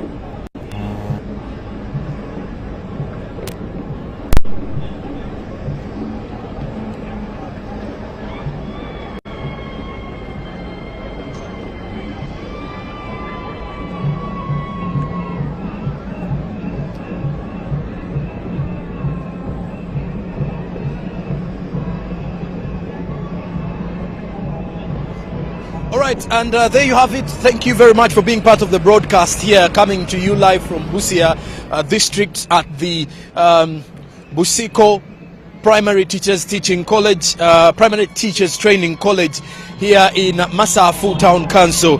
And well, of course, you get to realize that the activities here have also been topped with awarding of gold medals to quite a number of dignitaries. Now at this particular time, you get to realize that a number of these dignitaries are also on their way out of the venue, and as we get into understanding what next after that, and of course President Museveni is also on his way out, but from that side of things, let's first get the perspective from the National Resistance Movement for how important such a day is for the nation, and of course looking back at celebrating independence and how important it is, and then also for the 38 years of the NRM at the helm of the leadership. What does this mean for Uganda as a country? A happy Independence Day, sir. Happy Independence to you and to all Ugandans watching us. We are live from Busia. We are excited. You can hear the background noise. Uganda is 62 years old. What a lovely country we are in. It is the president's speech summarizes everything, and then we are happy, celebrating. We look forward to seeing a much more prosperous Uganda in years to come. Interestingly, we've seen a number of languages being used today. One is Kiswahili. We've seen the president using Samia. We've also seen the guest president using French. Let's talk about regional integration. Uganda over the years has ensured that we grow socially and also with our neighbors. The president spoke of three major things: the strategic security for Africa, strategic prosperity for Africa, and the interconnectivity between the African people. That is, socially we are interlinked with one. Tells you the story of Busia, that whatever is spoken here is heard and known and spoken by any other person. So yes, it has been a mixture of so many languages in the function, but above all, the message has been delivered. Okay. And then lastly, from your side as the National Resistance Movement, looking forward in the next years, what does this milestone of 62 years represent, and what should the Ugandans expect? More than half of the were under NRM government. 38 years of the 62 years were under NRM government. So we are very excited about what NRM has done for the people of Uganda and keeps doing for the people of Uganda and East Africa, Africa at large. So we are happy about this, and we look forward that in the near future this can be celebrated for many more years to come. All right. Yes. Happy Independence, and thank you for your time. Independence, thank you so much. Yes. All right. And there you have it. And well, you can hear the noise in the background. Is a representation of what is happening here, and many of these are the faithfuls of the Omshoboji and all the Omshoboji group who are also of the celebrations this year, and that gives you the background noise that you're seeing and experiencing or hearing from here in Busia. And to tell you what, the diversity of Uganda's religious denominations is one of the reasons as to why we are experiencing whatever you're seeing here.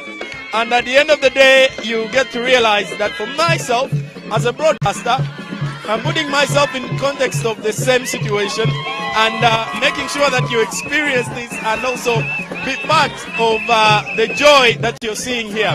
Uganda is celebrating 62 years of independence, and oh my goodness, that's one of the things that you look back at and say, oh, unity and looking back at independence in Uganda, and pretty much looking at the focus of the same. But note that besides 2 years of independence, to realize that there's a lot of happiness from the people of Uganda, and that is you can easily see here on podcast. Whatever is happening here, and also that you can get to experience it firsthand in your national broadcaster.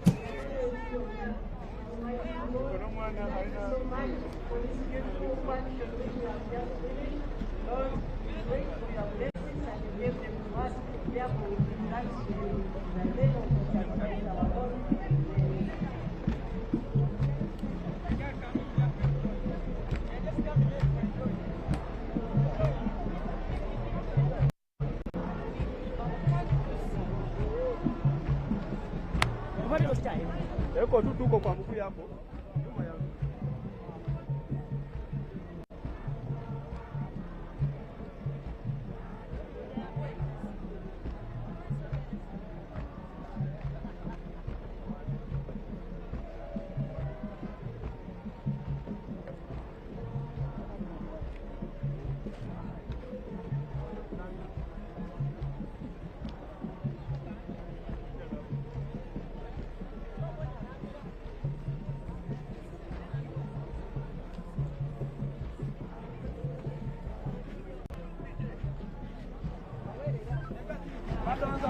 Bado anza mwendo.